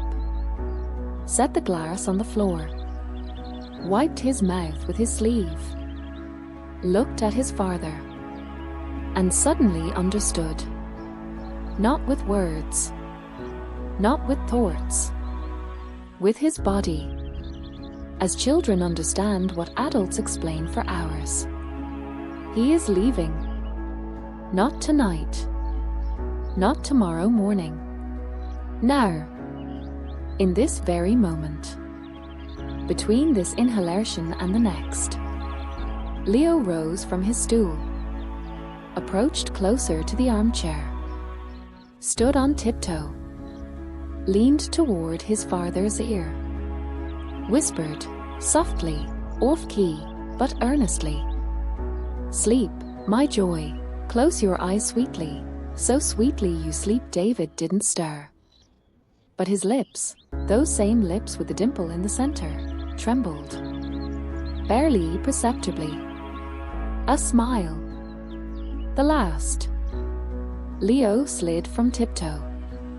Sat on the floor beside his mother. Took her hand. Squeezed, firmly, like an adult. Meyer squeezed his hand in return. Didn't speak. Just squeezed. David's breathing grew fainter still. Nearly imperceptible. His chest rose barely a millimeter. 2. Pauses between inhalations stretched to a minute. Then 2. Then, breathing ceased. Not abruptly. Not with convulsion. Simply, stopped. As if someone quietly switched off a lamp. Not with a click, but by turning a dimmer until light faded smoothly, without sharpness. Meyer felt it first. Not through the body, it remained warm. Through silence. The silence that had existed between them these past weeks changed. Became different. Not filled with presence. Empty. True emptiness, without hope, without expectation, without future. She didn't cry out. Didn't weep. Just sat, frozen like a forest creature sensing danger yet unable to flee. Her hand rested on David's knee. She felt warmth departing. Slowly, millimeter by millimeter per second, like water draining from a tub. First toes. Then feet. Then calves. Then knees, those same knees she'd lain upon nights, where Leo had slept, where her hope had rested. She lifted her head. Looked at his face, peaceful, without pain, without fear. Eyes closed. Mouth slightly open, just enough, as if he'd wanted to say something in the final moment but hadn't managed. Or had managed, without words. Eleanor approached closer. Stopped 2 paces from the armchair. Looked at her son-in-law. Didn't weep. Didn't cross herself. Just nodded, once, briefly. As if saying, I see. I know. I accept. Then she turned to her daughter. sat beside her on the floor, embraced her shoulders, pressed her close. Meyer didn't resist, didn't weep, just pressed her cheek to her mother's shoulder, as she had in childhood when frightened or hurt. Leo sat nearby, watched his father, didn't weep, didn't ask what happened, just watched, long, attentively, as if memorizing every detail. Eyebrow curve, dimple on the chin, mole on the neck he'd once touched with a finger and asked, "Why is it brown?" Then he rose, approached the armchair, stood on tiptoe, kissed his father's cheek, briefly, as adults kiss. Without mucus, without saliva, without childish awkwardness. Stepped back, looked at his mother, then at his grandmother, then again at his father, and whispered softly, "Goodbye, Daddy. I was good." Meyer closed her eyes. Tears flowed down her cheeks, quietly, without sobs. Eleanor pressed her closer. Didn't say don't cry. Didn't say he's in a better place. Just sat, knee-by, with her daughter in her arms, her grandson at her feet, her son-in-law forever motionless in the armchair. 10 minutes passed. 15. 20. No one moved. No one spoke. Only silence, true, without hope, yet without despair. Silence of acceptance. Then Eleanor rose, approached the telephone on the nightstand, dialed a number, short, memorized over recent months. The palliative care service that had promised to come at any hour. Spoke softly, without tremor, clearly, matter-of-factly. Set down the receiver. Returned to the living room. "They will arrive in an hour," she said. Meyer nodded. Didn't answer. Just nodded. Eleanor approached Leo. Took his hand. Led him to the kitchen. Poured milk into a glass. Gave him raisin cookies, the kind he loved. Sat beside him at the table. Watched him eat. Didn't initiate conversation. Just watched, as one watches a child experiencing life's first true loss. Not grief, but absence. Not death, non-presence. Meyer remained in the living room. Sat facing the armchair, not on the floor, but on the sofa, face to face with David. Watched him, long, attentively, as one watches what will never be seen again. Memorized. Eyebrow curve, dimple on the chin, mole on the neck, scar above the brow from a childhood fall he'd recounted on their first night after the wedding. She didn't think about tomorrow. Didn't think about funerals, documents, how to live forward. Thought only of this moment. He is here. I am here. We are together, for the last time. Her hand reached for his, the right one that yesterday had rested on his son's head. Took it. Squeezed, firmly, for several seconds. Then released. The skin remained warm, still, but cooling. Slowly, millimeter by minute. She rose, approached the window, opened the casement slightly, a finger's width. Fresh air flowed in, cool, carrying the scent of wet asphalt and something sweet, perhaps lindens blooming in a neighboring yard. She turned to the armchair, looked at David, and whispered soundlessly, lips moving without sound, "Go." Not stay. Not don't leave. Go. Because she knew. He'd held on for them. For Leo, who wanted to see his father one last time. For her, who feared being alone. But now, he could. Now he could release. Release the body that had become a prison. Release the pain that never left day or night. Release the fear, not of death, but of not managing to tell his son "I love you." She sat beside him on the sofa, closed her eyes, breathed, slowly, deeply, in rhythm with how he'd breathed before. In rhythm with how they'd breathed together 12 years. In bed at mornings, on park walks, in the maternity ward when she gave birth to Leo, in the car driving to the cabin for the last time. And suddenly felt he had departed. Not bodily, it remained here, warm, recognizable. But the one who lived within. Father, husband, man. Departed, easily, without fear, without looking back. Like a bird leaving an open palm. Not struggling, not clinging, simply rising and vanishing into sky. Meyer opened her eyes, looked at his face. It had changed. Grown calmer, softer, almost beautiful. As if a mask had been removed, the very mask he'd worn these past months. A mask of patience, effort, pretense that everything was fine. Now, fine. Truly. She rose, approached the nursery door, peered inside. Leo slept on the sofa, covered with a blanket, truck in hand. Eleanor sat beside him on a chair, knitting the nearly finished scarf. Grey, with a blue stripe along the edge.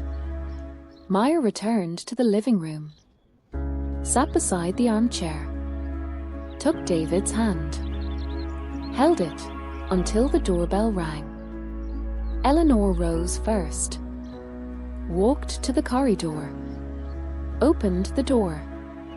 Two people entered, a man and a woman in uniforms, with bags, with quiet steps.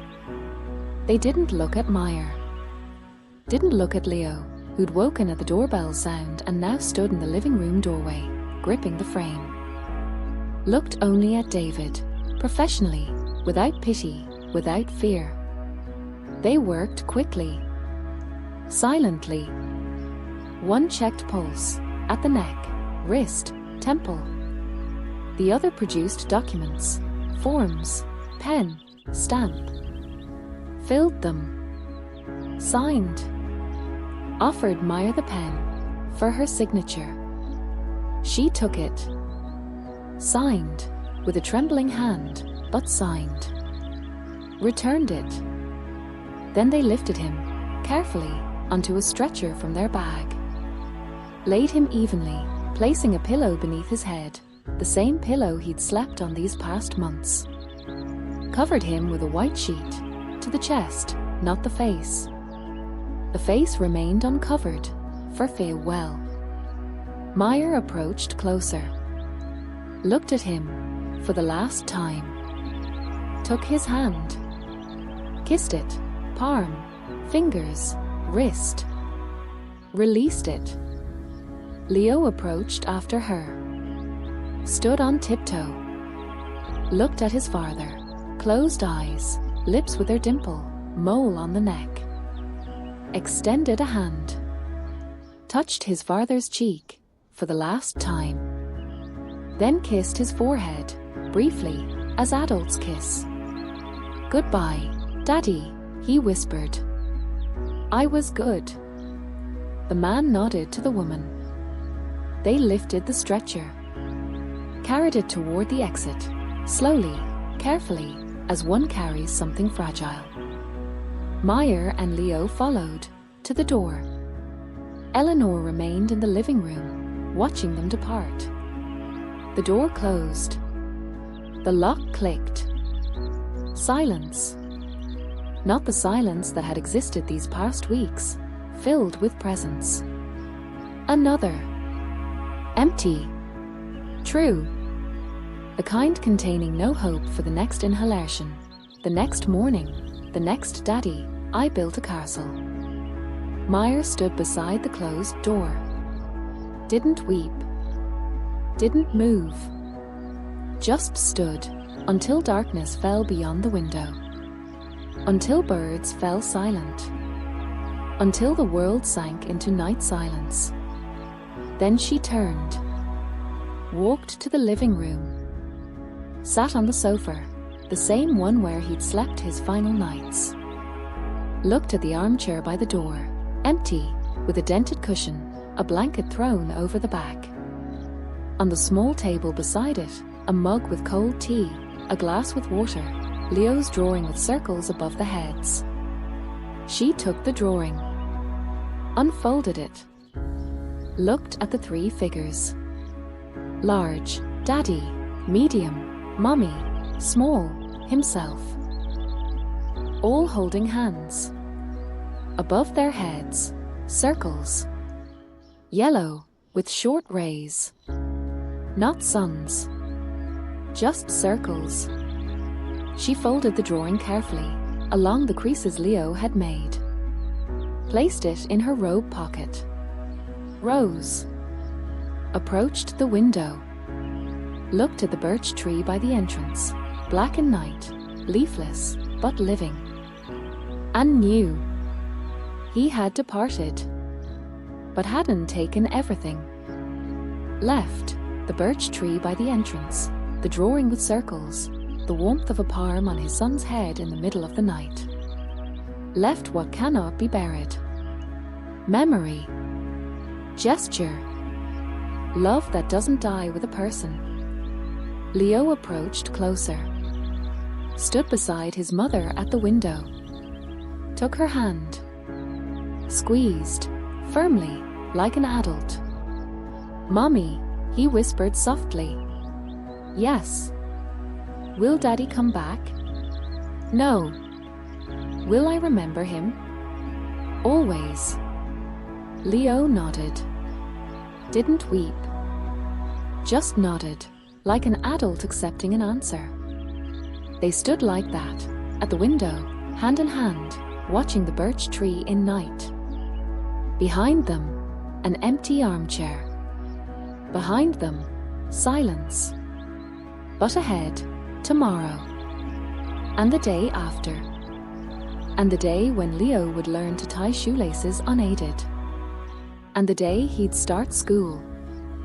And the day he'd fall in love for the first time. And each time he passed the birch tree by the entrance, he would drum his palm against the trunk. Once, twice, 3 times. And the tree would remember. And his father, too. Meyer embraced her son's shoulders. Pressed him close.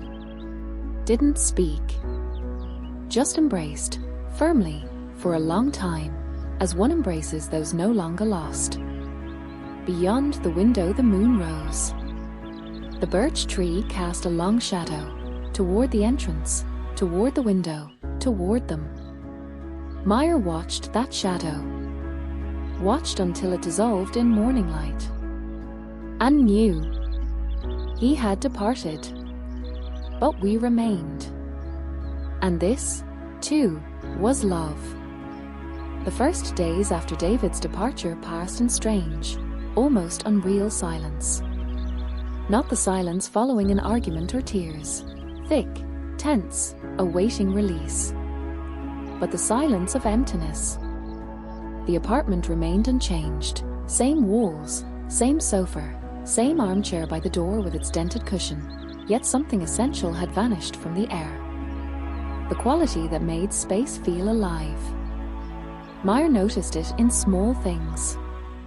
Mornings waking, her hand instinctively reaching toward the bed's edge where David used to sleep, fingers grasping empty space daytime passing the living room doorway, slowing her step expecting to see him in the armchair, eyes closed but breathing, present, real evenings tucking Leo in, catching herself about to say Daddy asked how you napped, then stopping, because Daddy no longer asked.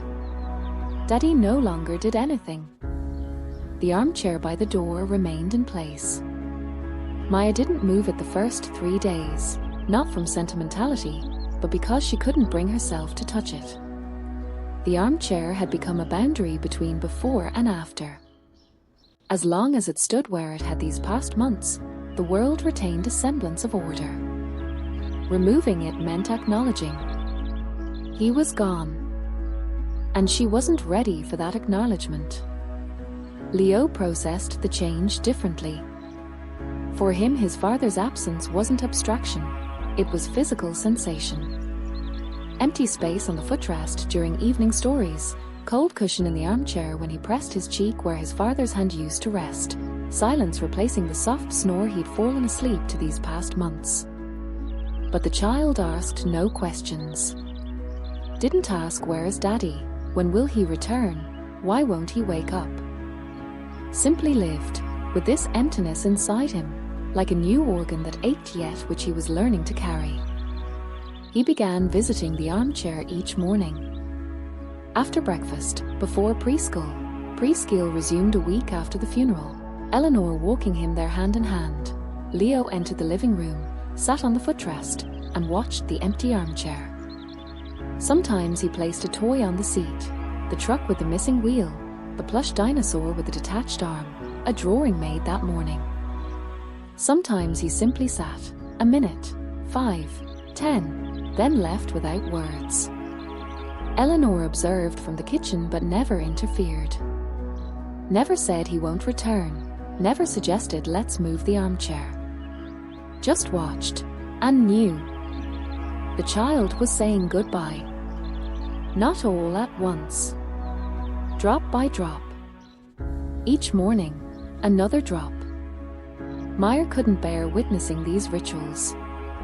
Each time Leo sat beside the empty armchair, she retreated to the kitchen, washing dishes already clean an hour earlier, wiping dust from shelves already spotless.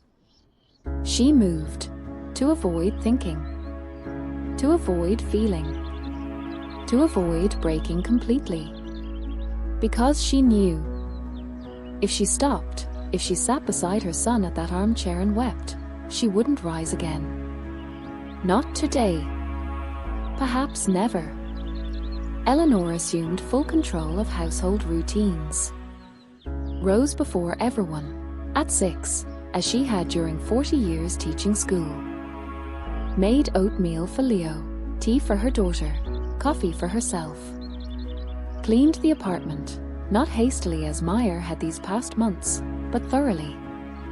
Mopped floors until they gleamed, dusted every surface including high shelves no one noticed. Cooked lunch and dinner, simple dishes made with care.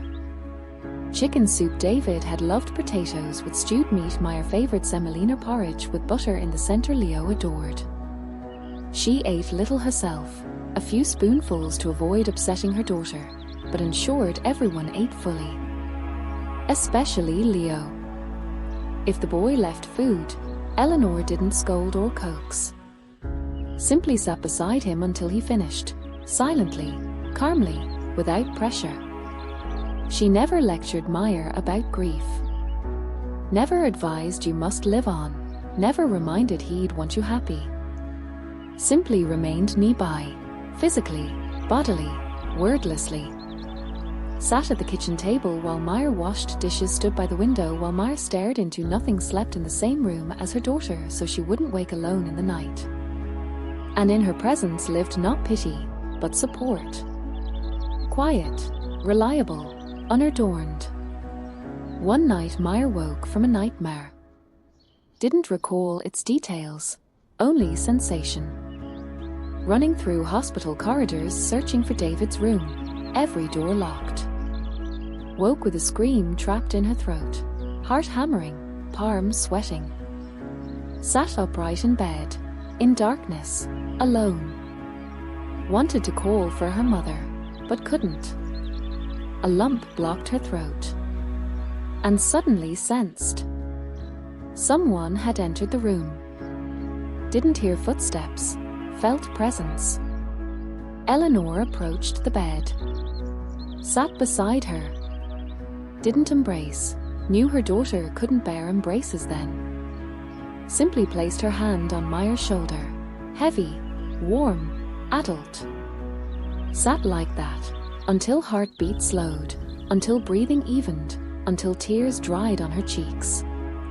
Then she rose. Left. Said nothing. The next morning Maya didn't mention the night. Neither did Eleanor. But between them something new had formed. Not words, but understanding. Quiet, wordless. I am here. You are not alone. We will manage. The funeral passed like a dream. Grey sky, damp earth, black clothing, unfamiliar faces, David's office colleagues, distant relatives, friends Maya hadn't seen in years. All spoke the same phrases. My condolences. He was a good man. Stay strong. Maya nodded mechanically, without feeling. Accepted embraces, cold, formal. Watched the coffin, wooden, simple, unadorned, as David had requested early in his illness. No nonsense, just wood and earth. Leo stood beside Eleanor. Held her hand, tightly, with both palms. Watched the coffin without fear, without tears. When everyone tossed earth onto the lid, he approached the grave's edge, unafraid, unhurried, and didn't toss soil. He tossed his drawing. The one with Daddy scrawled above a crooked figure with one arm. Paper settled on wood, yellow, childish, absurd amid black earth and adult grief. Maya reached out, took a step forward, but Eleanor placed a hand on her shoulder. No, her gaze said. Let him. Leo stepped back from the grave. Approached his mother. Took her hand. Squeezed, firmly, like an adult. Maya looked at her son. In his eyes lived not tears. Resolve. Quiet, deep. I remembered. I delivered. I said goodbye. They returned home through rain. Wet asphalt gleamed under street lamps. The birch tree by the entrance stood black, leafless, but living. Leo stopped beside it. Raised his hand. Drummed his palm against the trunk. Once, twice, 3 times. That same rhythm. That same gesture. That same sound. Maya stopped beside him. Looked at the tree. At her son. At her own hands, empty, ringless. The band removed months earlier in the hospital when she realized she could no longer bear its weight. Too heavy, too real. She didn't drum the tree. Couldn't. But placed her palm on the bark, beside where Leo had drummed. Felt roughness beneath her fingers, warmth from daytime sun, the tree's living strength. And for the first time in days felt. He wasn't in the coffin. Not at the cemetery. Here. In this tree. In this gesture. In this child drumming the trunk as his father had taught him. They climbed to the apartment. Removed wet clothing. Dried themselves with towels. Sat at the kitchen table, all 3. Maya, Eleanor, Leo. Ate soup, the chicken kind Eleanor had made. Silently. Without tears. Without memories. Simply ate, as living people eat after funerals. To continue living. When Leo slept, Maya stepped onto the balcony to smoke. She hadn't smoked in years, quit when she learned she was pregnant with Leo. But now she lit one of Eleanor's cigarettes, thin, filtered, like she'd smoked in college. Exhaled smoke toward the window, carefully, so it wouldn't drift inside. Watched the courtyard. Street lamps glowing dimly, tree shadows casting crosses on asphalt, a cat warming itself on a car hood by the entrance. An ordinary night. the kind continuing regardless. And in this there was not cruelty, but comfort. The world hadn't stopped. And that was right. Eleanor joined her. Sat on the old chair, creaky, paint chipped. Didn't initiate conversation.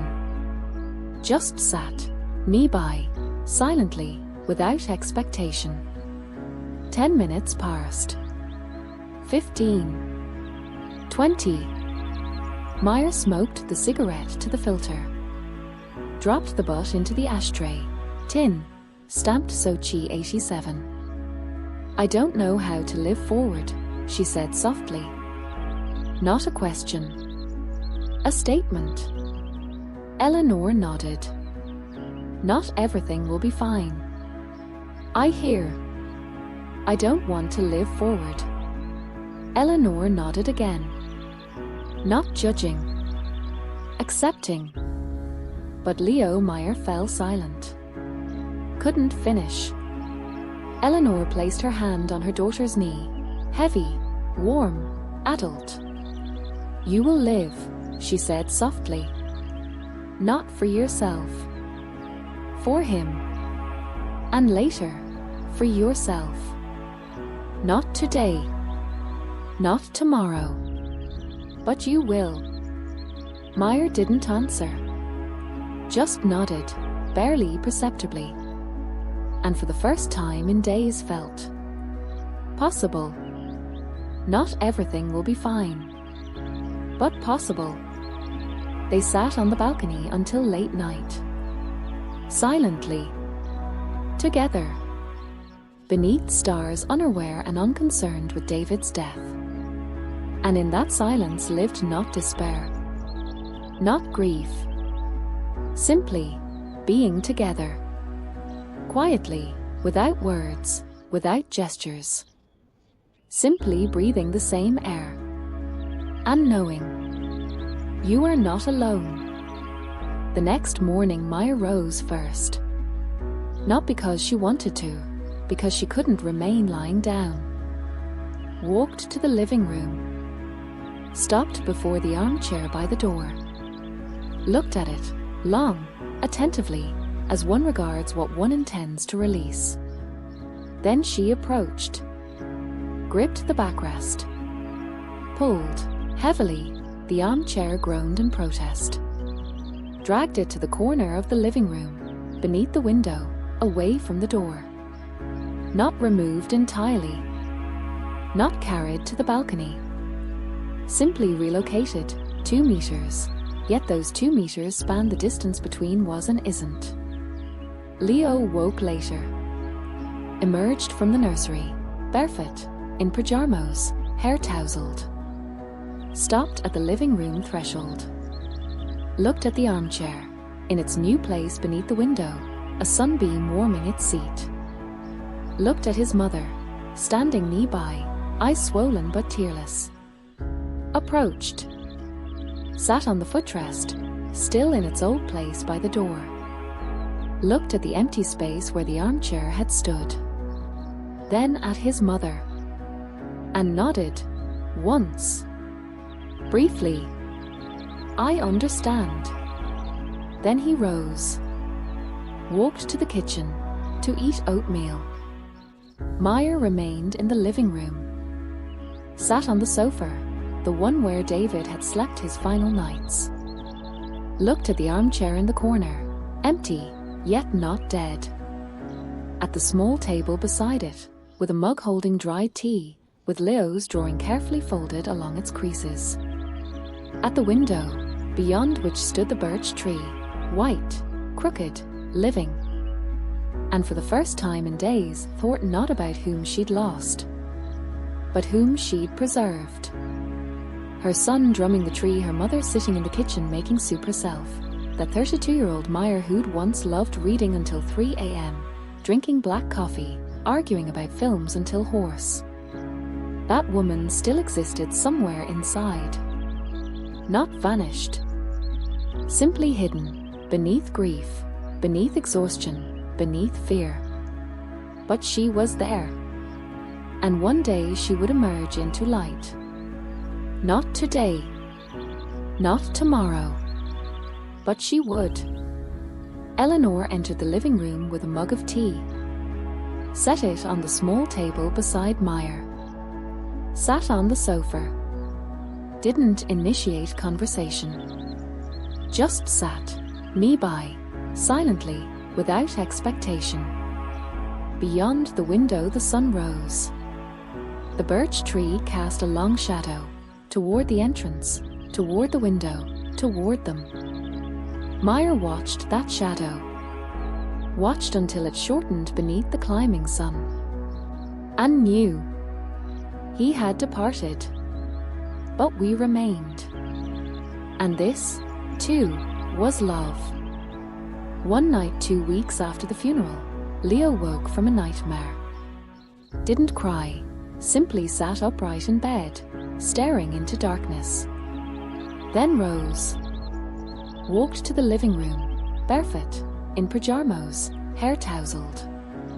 Stopped before the armchair in the corner. Looked at it, long, attentively. Then approached. Clambered onto the seat, awkwardly, fingers gripping the edge. Settled on his side, curled like a cat, as he'd curled beside his father these past months. Covered himself with a blanket, the same one draped over the backrest, still faintly scented with his father.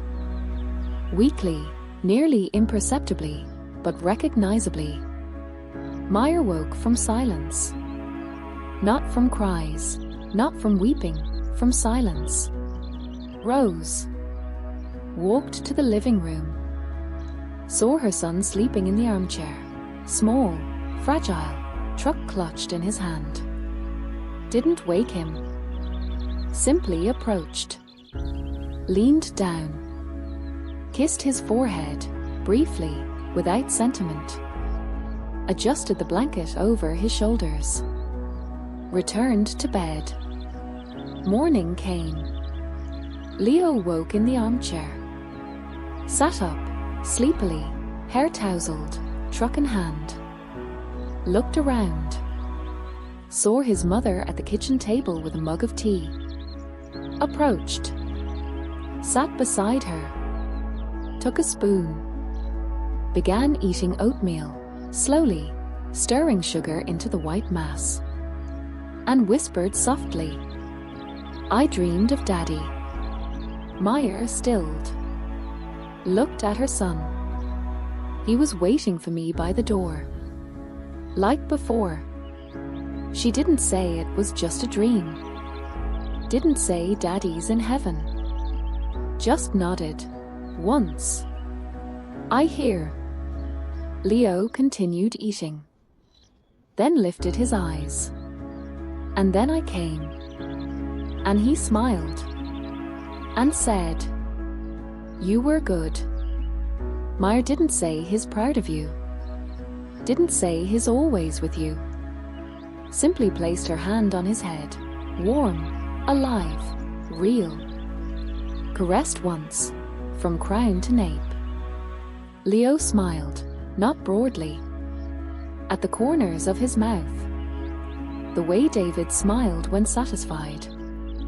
And continued eating oatmeal, quietly, without fuss, without tears. Meyer watched her son. And thought. He wasn't saying goodbye to his father. He was finishing their conversation. Voicing what his father hadn't managed to say aloud. And in this lived not grief, but love. Quiet, stubborn, childish. I will remember you, as long as I remember myself. Eleanor entered the kitchen with knitting in hand, the scarf nearly finished. Grey, with a blue stripe along the edge. Sat beside them. Looked at her grandson, eating oatmeal, truck tucked under his arm, his father's dream in his eyes.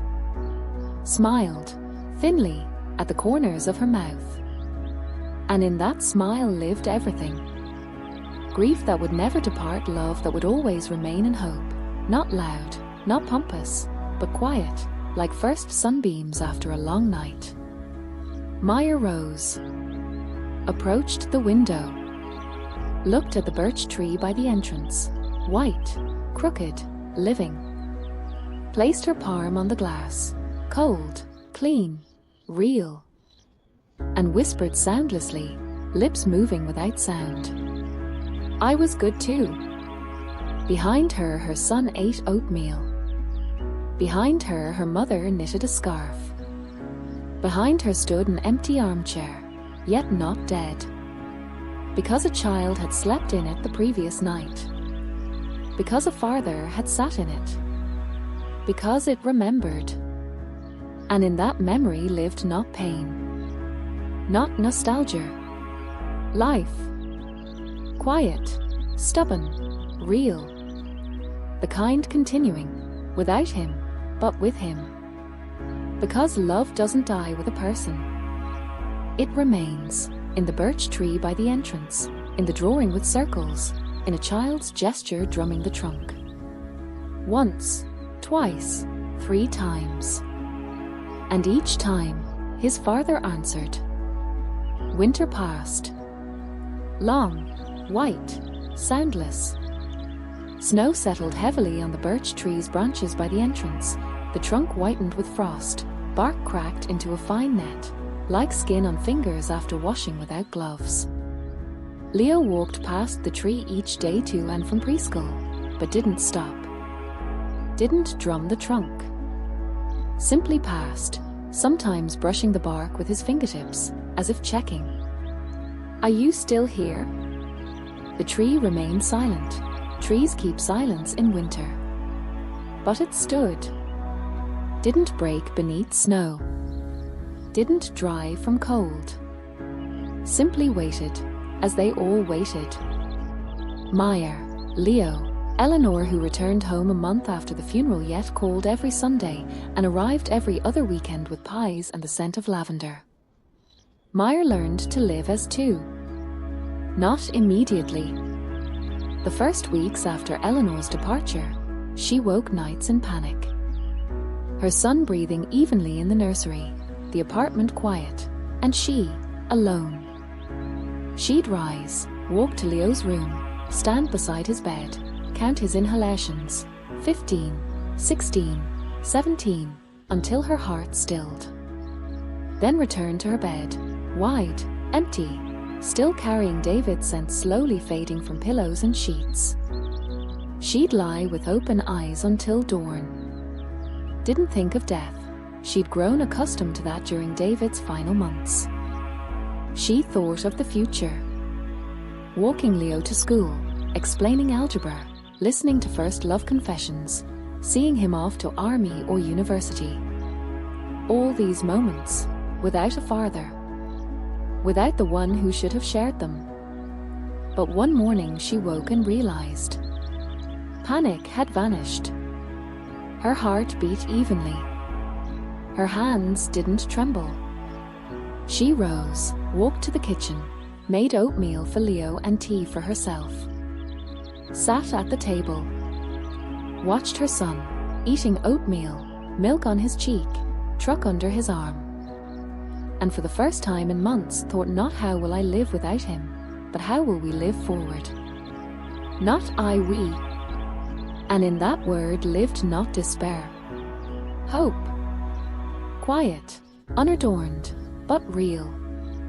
She returned to work 2 months after the funeral. Not because she wanted to, because rent, preschool, groceries demanded it. Colleagues greeted her silently.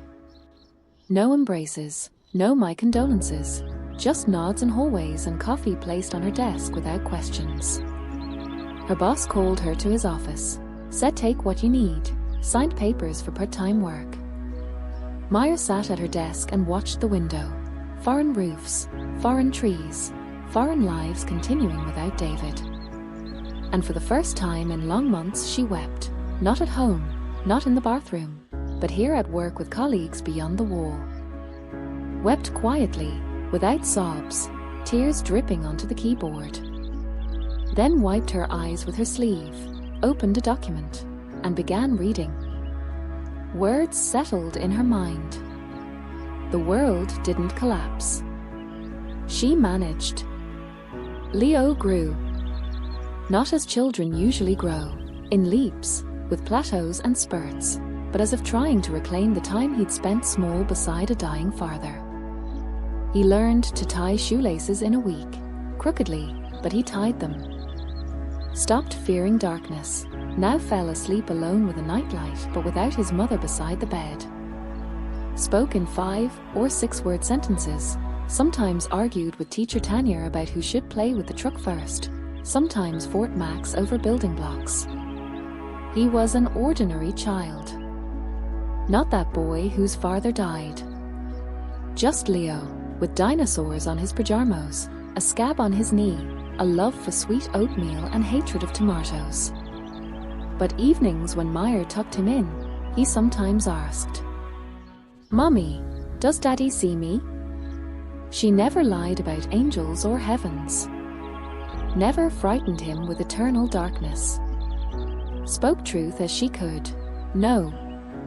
But he remembered you. And that remains. Leo nodded, not sadly, but seriously, as if accepting the terms of this new world. Then fell asleep, quickly, without nightmares, truck clutched in his hand. One autumn day he brought home a maple leaf, red, veined like a palm. Approached his mother. "This is for Daddy," he said. "Daddy won't come, Leo." "I know. But the tree remembers." He placed the leaf on the windowsill, the one beside which David's armchair had stood. The leaf dried within a week. Meyer didn't remove it. Left it there until spring. Winter ended imperceptibly. Snow melted in 3 days. First darkening at the edges, then turning to muddy slush, then vanishing entirely, revealing asphalt cracked with weeds. The birch tree by the entrance awakened first. Buds appeared at branch tips, small, green, dense like infants' fists. Then leaves unfurled, first sticky, then soft, then familiar. The trunk whitened from spring rain, bark smoothed, fresh tissue growing over cracks, living, expanding. Leo noticed first. Returned from pre-skill, stopped by the entrance, approached the tree. Touched the bark, rough, warm from sun. Then raised his hand. Drummed his palm against the trunk, once, twice, 3 times. That same rhythm. That same gesture. That same sound. Meyer stood nearby, bag over her shoulder, keys in hand. Watched her son. Didn't weep. Didn't smile. Just watched, as one watches a miracle occurring quietly, without fanfare. Leo turned to her. "Daddy taught me," he said. "Yes," Meyer answered. "He taught you." They stood like that, a minute, perhaps longer. Then Leo suddenly hugged the trunk, briefly, as he'd hugged his father. Without sentiment, without tears, simply pressing his cheek to the bark and releasing. Stepped back. Took his mother's hand. "Let's go home. I want oatmeal." They walked. Meyer glanced back, at the tree. At the armchair in the living room corner she'd never removed, still standing there with a blanket on its back, a sunbeam warming its seat each morning. At the dried maple leaf on the windowsill, fragile, brittle, but whole. She didn't think of David's death. She thought of what he'd managed. Teaching his son to drum the tree. Teaching him to say I was good. Teaching him to listen, not with ears, but with his whole body. Death had taken the body, but not the listening. And as long as Leo drummed the birch, as long as he tied his shoelaces, as long as he ate oatmeal with sugar, David would remain nearby. Not as a ghost. not as memory. As part of life, quiet, stubborn, real. 5 years passed. Leo turned 9. He attended school, befriended a boy named Artem from the neighboring entrance, loved mathematics and hated essays. Meyer worked as a biologist at the university, lectured students, wrote papers on cellular adaptation, sometimes argued with colleagues until hoarse. She lived in the same apartment, not because she couldn't leave, but because it held abundant light and a window facing the birch tree. One October afternoon, when birch leaves yellowed and began falling, Leo returned from school with a notebook. Placed it on the kitchen table before his mother. "Read it," he said. Meyer opened the notebook. On a clean page, an essay was written in careful script, with corrections in another colored pen. My father died when I was 3. I barely remember him. But I know he was a good man. Mom says he loved me. Grandma says he was smart. I know he taught me to drum the tree. A birch grows by our entrance. White, crooked. Daddy showed it to me when I was little. Said, drum the trunk, once, twice, 3 times. I still drum it. Every spring when leaves unfurl. Every autumn when they fall. Every time I feel sad or afraid. Sometimes it seems the tree answers. Not with a voice. Another way. With rustling leaves. With shadows on asphalt.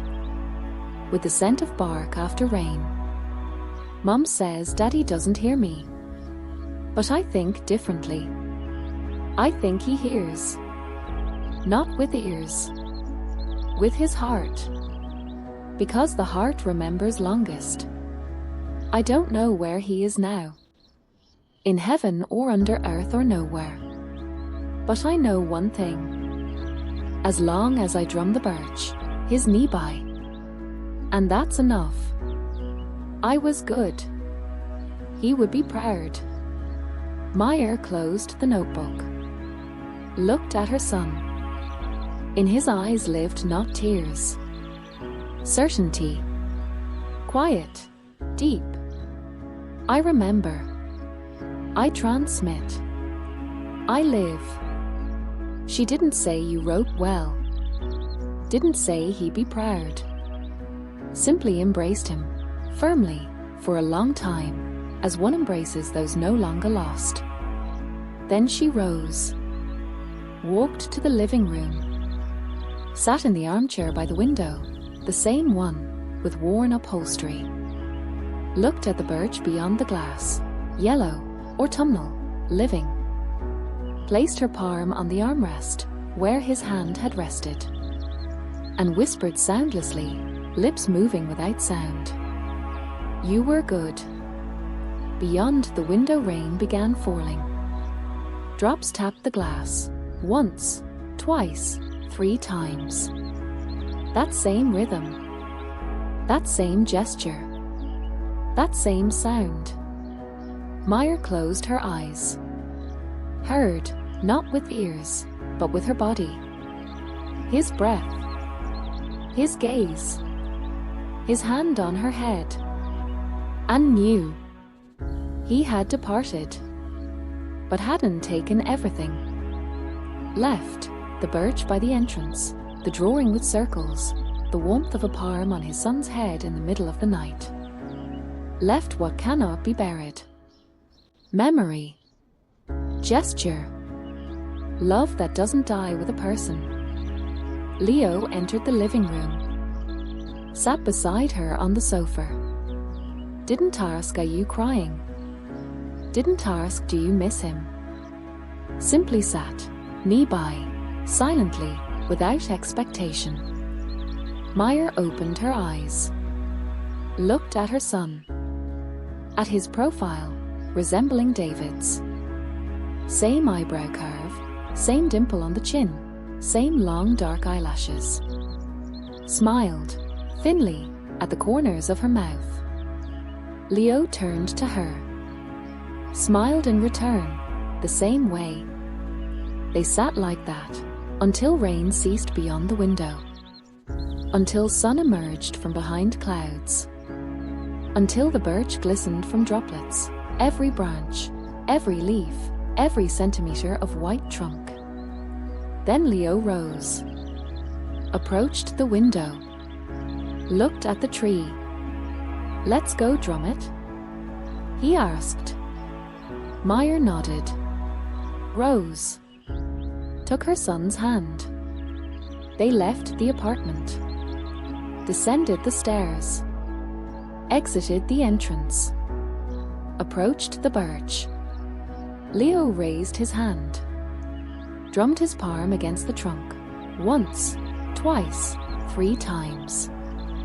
Meyer raised her hand, drummed beside him, once, twice, 3 times. The tree remained silent, but in its silence lived everything. Memory, love, presence.